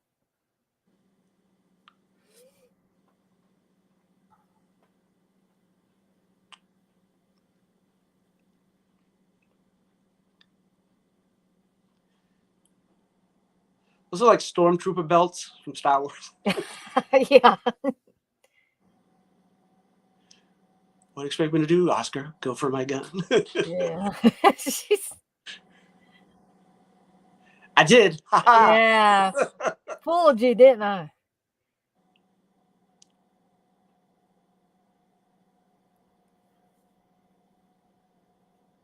Basically, out of all these scientists, Mary Warnow is the only one with any kind of morals. Yeah. Unfortunately, they screwed themselves. So that's a nice car. I like that Hector comes back dressed as Santa Claus. Yes.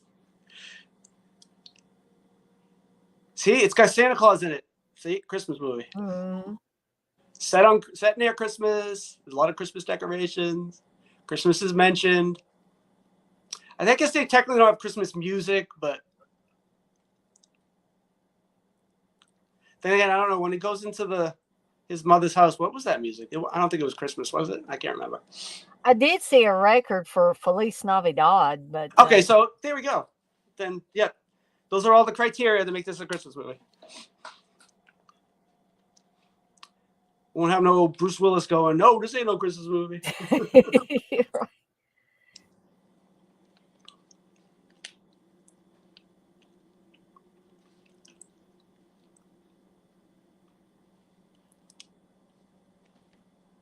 I mean, did he actually think that they were going to stay at the radio station all that time? Yes. Oh, and man, did he bring her roses? Is that roses? Can't tell it on my glasses on. Well, some kind of pretty flowers there. Mm. Well, they fell in love after 5 minutes of knowing each other, so he brought her roses. And he brought her. He didn't just bring her one; he brought her a whole bunch. Yeah. I love that background piece with the musical instruments. I wish, like, if that is this real station, I wonder if they owned it or was that, because that doesn't look like something they could afford on a low budget. This dialogue here that Mary Warnoff has about missing Christmas permanently and stuff. Yeah, it was all her. She came up with it herself.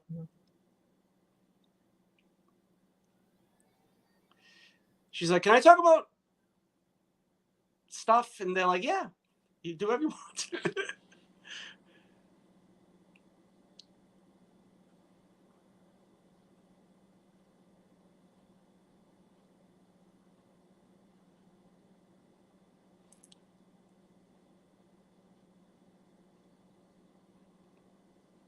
Yeah, see, scientists aren't that smart. They screwed themselves.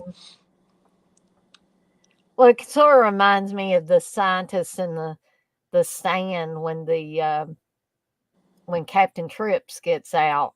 Mm-hmm. You know, you realize how stupid they were. They didn't prepare for anything. You are cute, Santa Claus. The way she says it, Santa Claus. She did.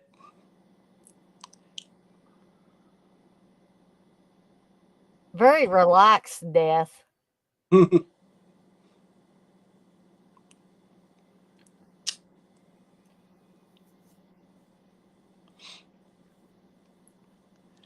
because she's dead, does she stop deteriorating, or is she going to just end up being dust eventually? I wonder. I don't know. That's a good question. Yeah. And then the sky is still red. Trying to get security tag off. And how many times does he ask her if she had hepatitis? I think this is because his brain's starting to go. So Oh, okay. He's turning into one of the mono zombies. Oh, her. She did a lot of TV that the first whatever she takes the blood from the people later. She was in an episode of Three's Company. I remember her from. Oh, okay. She played Janet's sister. Okay. That would make sense. And yeah, she was in another movie. I can't remember. Boy, stuff I know before I was watching this, I can't remember now. Like a lot of these people did TV. Like I think Catherine Mary Stewart and Kelly Maroney both did soap operas for a period of time.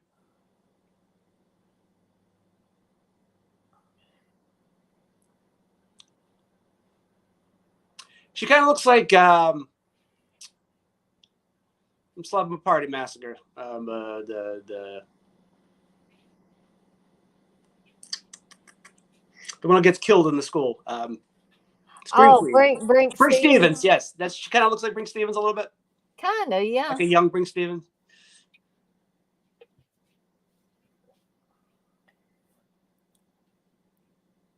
She don't look like anybody.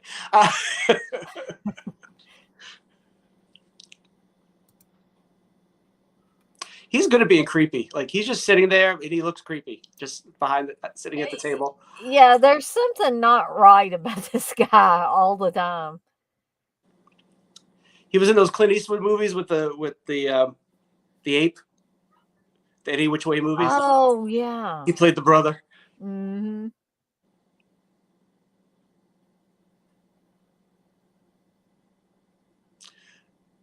Well, those are high-tech computers.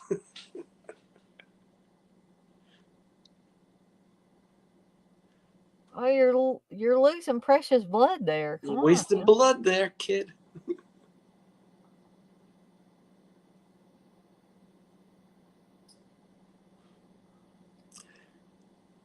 On second thought, she looks like Cynthia Nixon. That's who she looks like. Oh yeah, yeah, from with Sex and the City. Yeah, her.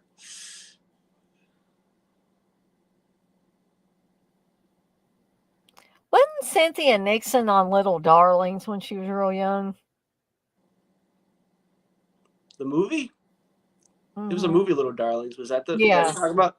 I don't remember. I remember. I was thinking she played the little hippie girl. You know, I think you're right. I think that as you're saying that, I think that's exactly who she played. Mm-hmm. Christy McNichol and Yep. Tatum O'Neal. Tatum O'Neal, yep. Oh, Lord. Steve, let Reggie back here. Is he bothering you, Steve? Yeah. Oh. Steve's cranky. Because he got woke up.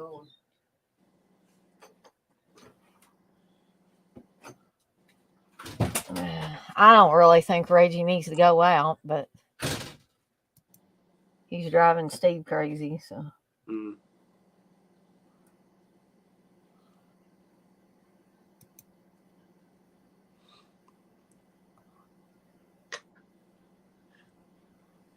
No, kids, we want to suck up all your blood and leave you empty husks. Oh, gosh. Sorry.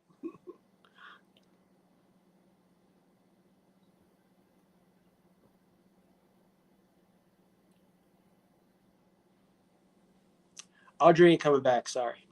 No, Audrey's dead. I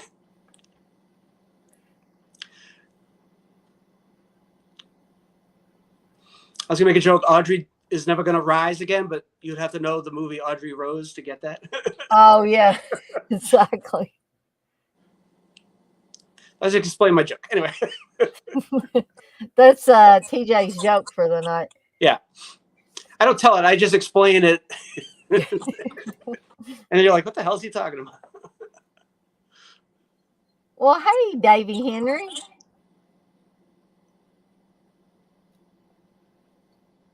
That's what I would have done.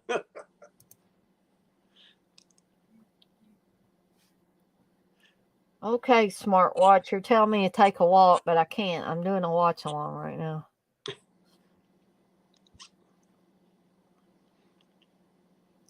Yes. Hit the son of a bitch. I would have flipped that table if they told me my sister died. Yeah. Do some kind of wrestling move on him.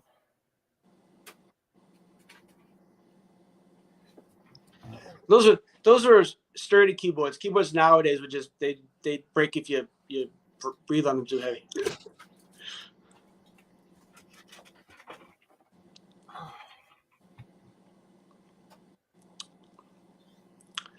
Ooh, white wall tires. Now Hector's gone all Texan now. Yeah, I don't know why he needed an accent, but okay. He's on a diet too. He's drinking light beer. A lot of the people I'm working with at my new job are in Texas. Uh-huh.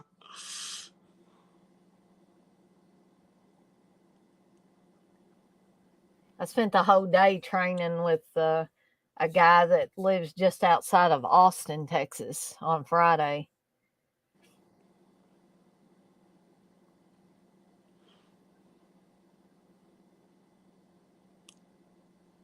Turkey crap through a tin horn. Is that a real saying?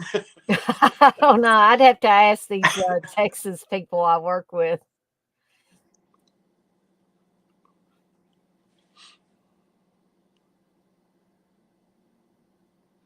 Yeah, pretty little filly. She did. She ain't dead. I love he's telling him what happened. This girl, she was shot with some sodium pentothal by this scientist woman. That's another good line. You won't suck out their blood now, you ass. Right. Oh man, old computers.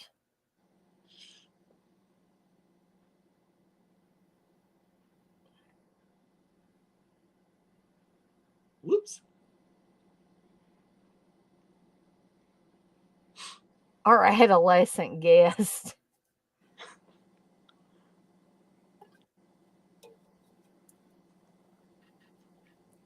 Look to your left and look to your right. Ooh, he's got a lot of gasoline. Oh, everybody could probably hear that. Reggie's banging on the door to get in.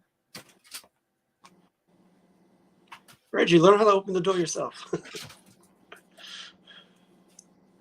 He does know how to open the door from the inside. Does Yeah.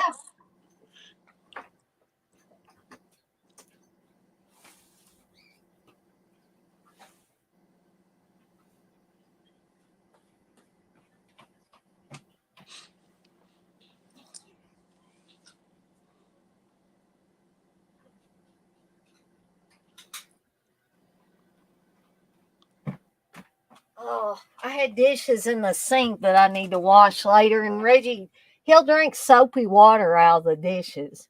Mm. Oh. So there's a shot where you see Samantha's feet and the elevator opens. Well, that's not a real elevator. That's actually somebody pushing the thing because they didn't have, it was like a pickup shot. So they didn't have her at the time. So they just had somebody wearing her sneakers and they didn't have a real elevator. So they had to pull, a board or whatever across to make it look like.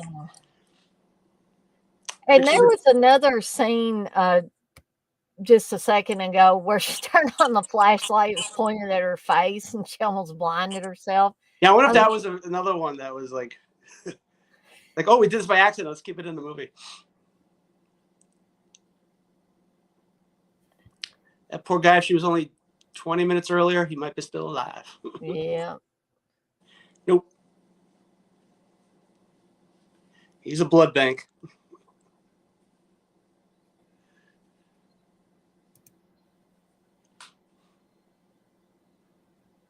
Uh-oh.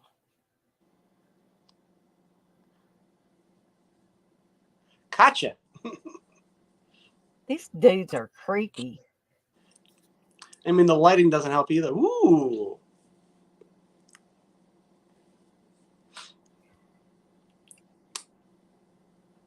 Men.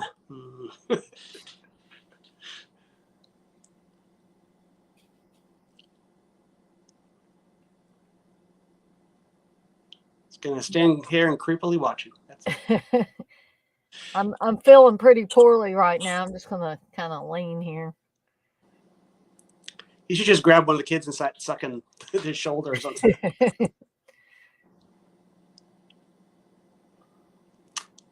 I think this might be the shot where it's not really. I think that was the shot where it's not really her feet, and it was fake doors.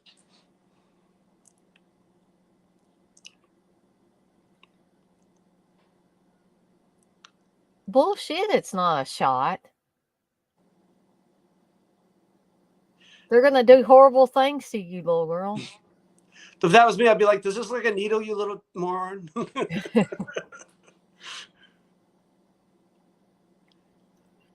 How dare he? And the way he says this, you don't believe in Santa Claus? Like, what is that voice? That's not how you soothe kids talking like a vampire. It doesn't work that No. He's still in Salem's Lot mode.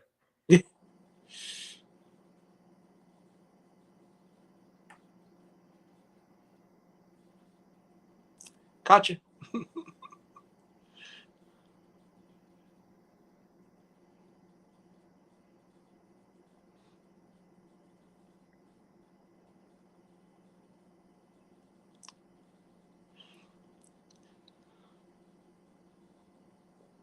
See, that was the scientist's mistake. They think these are just weak teenage girls. Can't do anything.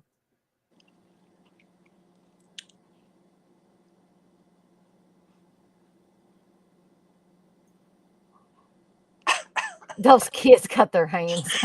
Yeah.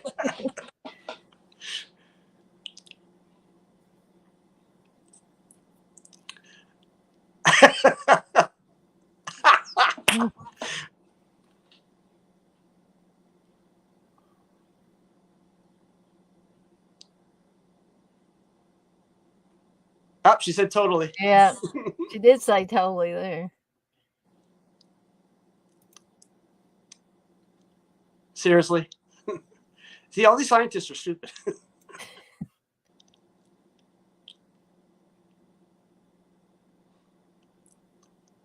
Oh, there goes your blood supply, you son of a bitches. Yeah.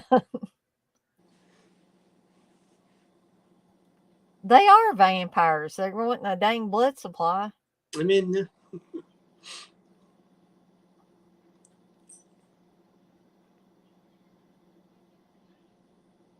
we'll get you a whole stadium. Yeah, whole stadium all to yourself. That was very Charlie's Angels. Going to see Santa. And then he says, "What about them?" He's like, "Screw them." It's like,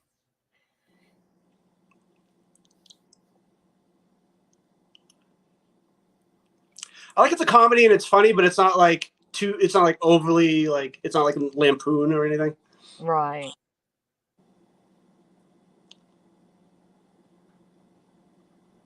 Like it's not like Return of the Living Dead Part 2. Oh god.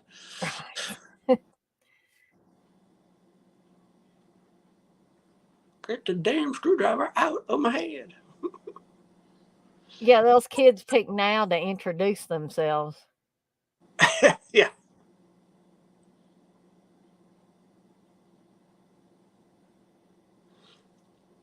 And they still have their hands up and they're like, put your hands down, kids. Just be stupid. Don't be stupid.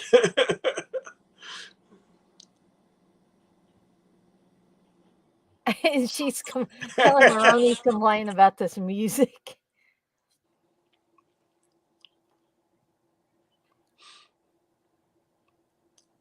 That's on the supplemental soundtrack, not the release soundtrack.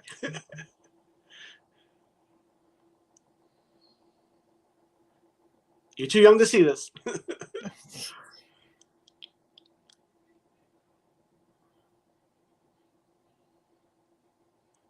Yeah.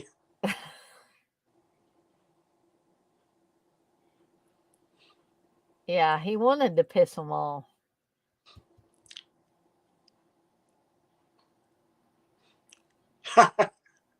Put your hands back up.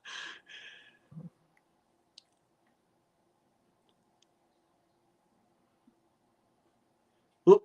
Oh, he's looking pretty bad now. Bye-bye. Yeah. You guys don't have to worry about it no more. Woohoo! She normally be like, oh, he's stupid for not leaving. Like, nope, he had a plan.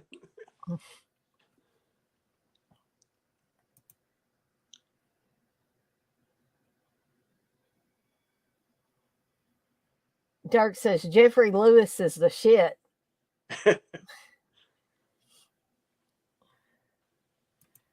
Oh. Uh-oh. Little kid's just looking like, okay, don't do anything, kid.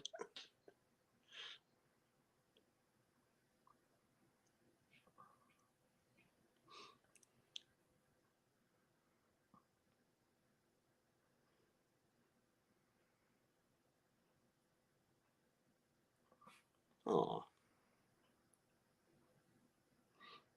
I know he's a little boy, but he didn't do anything. I know, he just kind of sat there. That's like sometimes that annoys me in movies when it's like, I know it's for dramatic effect, but like you wouldn't just stand it. Would you? You would try to do something. I mean, I would hope if and I maybe was not in him, that but in like other position. cases, like in Smile, that happens way too often in that movie where I'm like, why are you just standing there? It's not. You're not doing anything. It makes no sense. It's raining and washing all the red sand of the people. Rain will wash it away. Bye bye. Now everything looks normal again. Took off that filter and we're all set.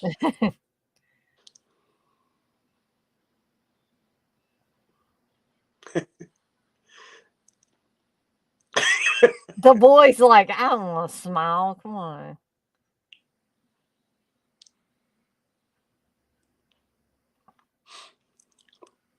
Sorry, these are your parents now. You got to do what they say. I'm going to guess the two of them aren't related. I would think not. Unless one of them is adopted. Right, that's what I was going to say too.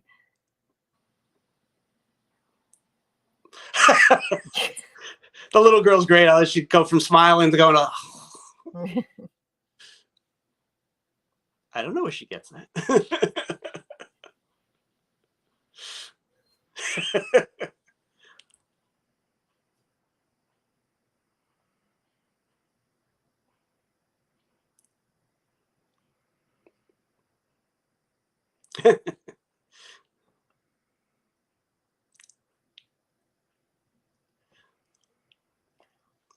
Oh, God, they look like the Brady Bunch. And I look like I ought to be standing on a street corner. I hate to say that. Looks like About she's ready for Kelly the Maroney, beach. but She's ready to jump into the pool or something. right. Oh, there's another line I like.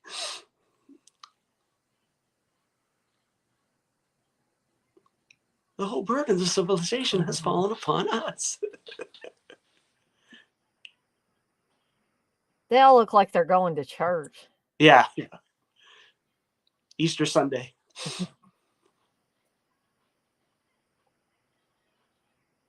Oh, Christmas Day. So we can say this is Christmas Day. Mm-hmm. Well, See what happens. that's why you don't jaywalk.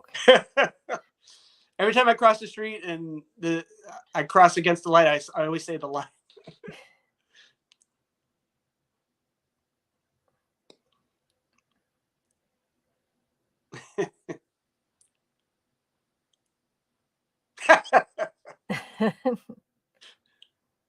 She's got a guy too now. Yay. He could be a serial killer, but that's all right. Don't worry about it. Yeah. He could slit your throat and throw you in a ditch and drive away. Oh, here's where we get an answer. Oh, I got you. He's DMK. Yeah.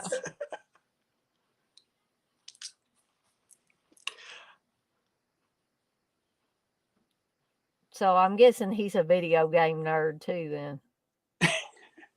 He said bitch and say DMK. There we go. Yeah.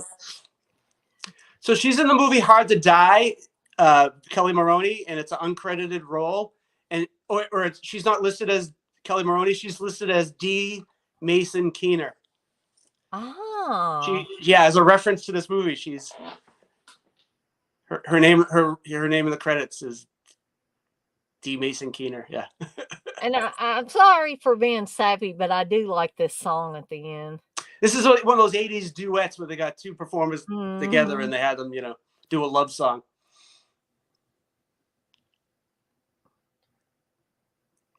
I think the dude, he's on the Girls Just Want to Have Fun soundtrack. I think a lot of these people like intermingled stuff. Like it was all like definitely when they weren't like major stars, you get all the studio people or local song performers of probably LA, and they got them to be on these soundtracks and stuff. So that was a Christmas movie. Yeah. We had Black Christmas last night. We had Night of the Comet tonight. And this one has a happier ending, I guess. Yeah. And let's see. I will be having Don't Open Till Christmas. Yeah. Next Saturday. And then the 17th is Christmas Evil. Mm-hmm.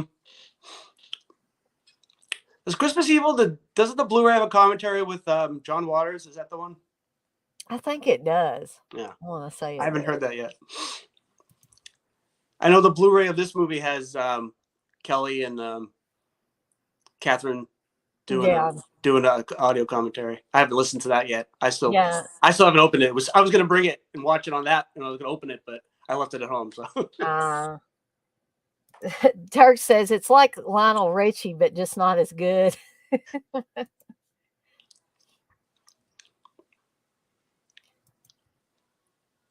Hector.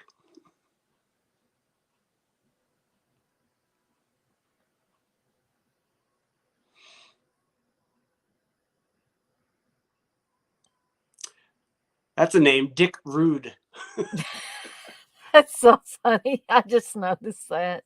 I wonder if he was like because some of those guys look like they could have been in a band. I wonder if he was like a punk band or something like that. And that sounds like a fake name to me. Yeah. Dick Rude sounds like a fake name. Or a porn star. One of the two.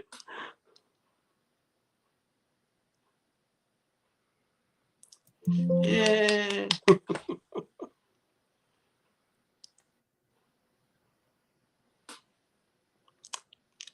Okay. I still love it. I don't care what everybody else says. I really like it. Again, I don't understand how it went under my radar there. Again, if you're like a cult fan, you would probably know some of the names and go, "Oh, let me see what this movie is." Like it has somebody in it I would know from something else. Again, if you're like a cult. Okay, that was weird. I think I hit something I shouldn't have. That was me hearing my terrible voice back. I think I fixed it though now. But you don't have a terrible voice, TJ. I hate the way my voice sounds when I'm not when it's on recording or something like that. I hate it. Well, I hate mine too. I just, it's like, it makes me sound so dumb. Like, I don't think you sound dumb. That's what everybody that doesn't live in this area says. They go, no, I like your accent and stuff. But I just, when we used to have tape recorders and people would make cassette tapes, and you would just, well, at least in my house, so we would just randomly record stuff. And I know Steve did that too. He said he would record little snippets of stuff from movies, and he would like loop it and play it back a bunch of times, like stuff that he thought was funny from movies.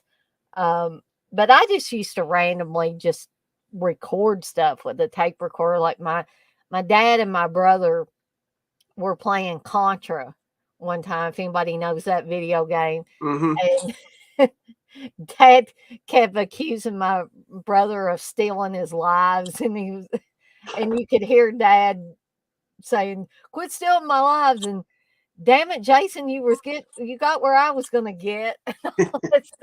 That was back when Dad used to play the video games with us. Yeah. Probably wouldn't catch him doing that now, but he used to. And mom played like Super Mario Brothers one time, and my brother told her, "It's okay, Mom, you won't fall into that hole. Just keep running across there." And she did. She fell in it and died. And she was like, "Jason," I don't think she ever played it again after that. Dirk says, "I went to school with a chick named Anita Dick. LOL." Unfortunate name there. Her parents not aware of that name and what it sounded like. That's like one of the phone calls that should happen on Black Christmas. Is there an Anita there? Anita Dick? No? Okay. Well. Oh my goodness. Well, guys, I would stay on here longer, but I've got some dishes to finish cleaning up. I got to get my kitchen cleaned up and get ready for another week of learning at my new job, because I'm sure they're going to want us to do some more training, because there's always a lot to learn, especially with help desk jobs. You got to learn the ins and outs of all that stuff. So I want to thank everybody. Well, there's 6 people in here now. Dang. Where the hell they come from? Where did all those people come from? Did Darren do the podcast for the his project there? You mean the Euro cult one? Yeah, that's right. With me and Steve and yeah. Did you guys do that? Yeah, we did that this morning, around 10ish our time, Eastern time, anyway. I think it's like in the evening for Darren whenever he does that. Yeah. It's just always hard for me to wrap my head around that time difference. Time zones are weird. They are. So you have a good one too, Darren. And Dirk says, y'all have a good one. I have a house to paint this week. Ooh, that sounds fun. Not really, because I wouldn't be good at it. Nobody wants me to paint their house. But I do want to thank everybody for coming in the chat. Dirk says, "I know you're hyped for Hereditary." LOL. Yeah, that was that was Dirk's pick for the next time we do Eurocult. He did a wild card and picked Hereditary. So now I have to watch it again. I can't get out of it anymore. See, there's another movie that did trauma before Smile, where like Smile's like late on the bandwagon of trauma movies because they've Halloween 2018 and Hereditary and Midsummer, and it's like, oh, we're gonna do another movie with trauma. Like, you're kind of late, guys. Exactly. But I'm not gonna. It was a $17 million budget, and they made $200 million. I'm like, who am I to say anything? They're the one that made the money. I got none of that. And I'm sure the director's gonna do more stuff. Like that part, that stuff I didn't mind. The acting was really good. The main character, she was awesome. She's Kara Sedgwick and Kevin Bacon's daughter. In Smile, yeah, that's right.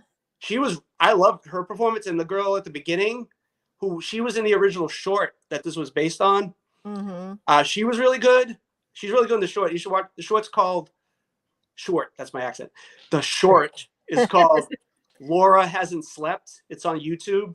If anybody wants to watch that it's early Smile. Like I said, it's very Freddy Krueger, but I think I liked it better than the full length movie.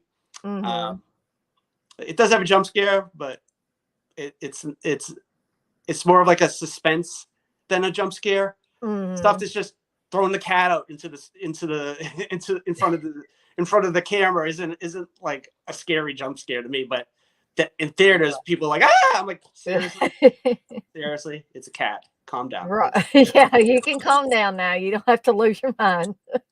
I'm sorry to go off on Smile. No. But like I said, it made $200 million, and none of my shorts have been made into feature length movies yet. So I'm not saying a word. There's still time, TJ. There's still time for it to happen. So, and I do want to thank TJ for being on the watch along with me. Thanks for having me. Well, I always say you have an open invitation to come on anytime you want to and anytime you're available. Thank you. Come on. You can now tell your sister what you were doing while you were dog sitting. The dog's fine. Like, he's on the couch. She's fine. Don't worry about it. Oh, I want to say one more thing about Black Christmas from yesterday. Sure. You were like, I don't know if you both commented about the ending kind of being open-ended, but I always thought the whole phone call thing, the killer calls after he kills somebody, and after we pull out on Jess and we see up in the window, the Mrs. Mack and Claire's body, that we get a phone call. So does that mean Jess was just killed? That is initially what I thought. Yeah. But of course that was before. I don't know if you've seen, TJ, or anybody else in the chat has seen that short film that somebody made where they talk like Jess lived. I mean, this wasn't any connection with Bob Clark or anything. Yeah. But somebody made a short film. I can't remember if it was called It's Me, Billy, or it was called something else, but you can probably find it on YouTube. And it's been done in like the last few years. So it's pretty recent, where it's Jess's granddaughter, I believe, goes back to the original sorority house, supposedly, with some of her friends. It's a really good short. I would recommend it. But at least in that universe, Jess must have lived. But I probably Bob Clark meant for us to think, oh, he come down from the attic again and he killed Jess. And probably Bob Clark meant to leave it at that. I think Darren and I did talk about, we don't think that he meant for there to be a sequel to Black Christmas. That was, and I think that was for the best. That Bob Clark or no one else tried to make a direct sequel, really, of that movie, because I just think it works very well on its own. Yeah, they just made a bad remake, and they made a title-only remake, more or less, because that 2019 one, it had nothing to do with the sorority house. I mean, that's as thin a connection to the original besides the title. Then, like, the story was nothing like it, and the characters were nothing like it, and and the original remake, which is like, it was just, it had great actors in it. Except the lead, she's not the greatest actress in the world. I like the one who's the sister who comes out of nowhere. I like her. She's in the first Final Destination. She's the teacher. And I always like Andrea Martin. Andrea Martin did a really good job in both the original Black Christmas and the remake. I think having her play the house mother was genius. Yeah, she was a different version of the house mother too. She was very like when she's giving the girl the scraper, and she's like, "What do I do with this?" And she's like, "Seriously, you stupid kid, you don't know what to do with the ice scraper."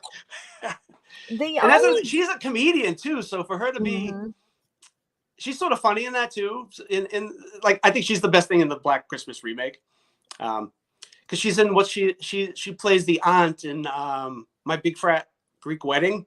Oh yeah. She's really, and she was on SCTV, which was like the Canadian Saturday Night Live. She was good in that.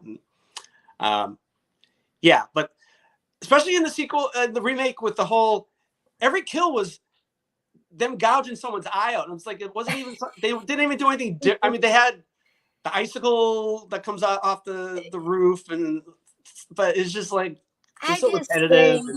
I just think the drawback to that 2006 remake was that they explained too much. You did not need to explain Billy. You did not need to explain why he was doing what he was doing. I think it was better the way Bob Clark did it, where you just got little snippets during the phone calls, but you couldn't get the whole picture. I think that worked a lot better than just blatantly telling you. They Rob Zombied it, is what they did. Yeah, exactly. Because I mean, they had to go and tell you explicitly that the mother molested Billy. His own mother molested him. And she got pregnant, and Agnes was that product. It was just like, I don't know, that's a little too twisted for. We don't need all that. And just like I said, the repeat kill, get a bag, and then poking the eyes out, and then another bag, and then poking the eyes out. And you don't like any of the characters, like I said, besides Andrea Martin, like none of the girls.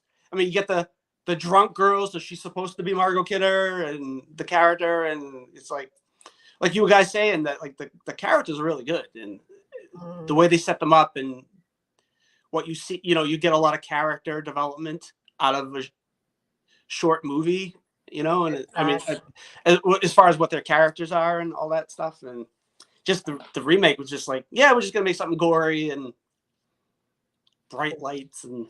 And Dirk brings up the whole thing that's been talked about for years, that John Carpenter basically did make a sequel. It's called Halloween. Because that goes back to that whole conversation, which Dirk expands on, or Carpenter asked Clark if he was going to make a sequel, and Clark said no. But if he did, it would be during the fall, and Billy would escape a mental institution. So, take what you want from that. Well, the thing about that is Bob Clark and John Carpenter have two different stories. Yes. Bob Clark is like, oh no, we talked about this and we were going to do a movie and blah, blah, blah. And I brought up this and this and that. And then John Carpenter's like, yeah, Bob Clark was a nice man, but I'm paraphrasing. He basically said, Bob Clark's a nice guy, but he's full of crap. I wasn't going to do anything with him. I never was going to do a movie. I didn't copy him. Right. And it's like, who do you believe? I mean, I don't know. I kind of believe Bob Clark a little bit. I think there's probably truth to both sides, but I think John Carpenter blankly saying, No, I had nothing. We had no discussion about anything. It was Aaron Yablans who said, we're going to have the babysitter on Halloween. I will say that John Carpenter is a very talented man in his own right, a very talented director.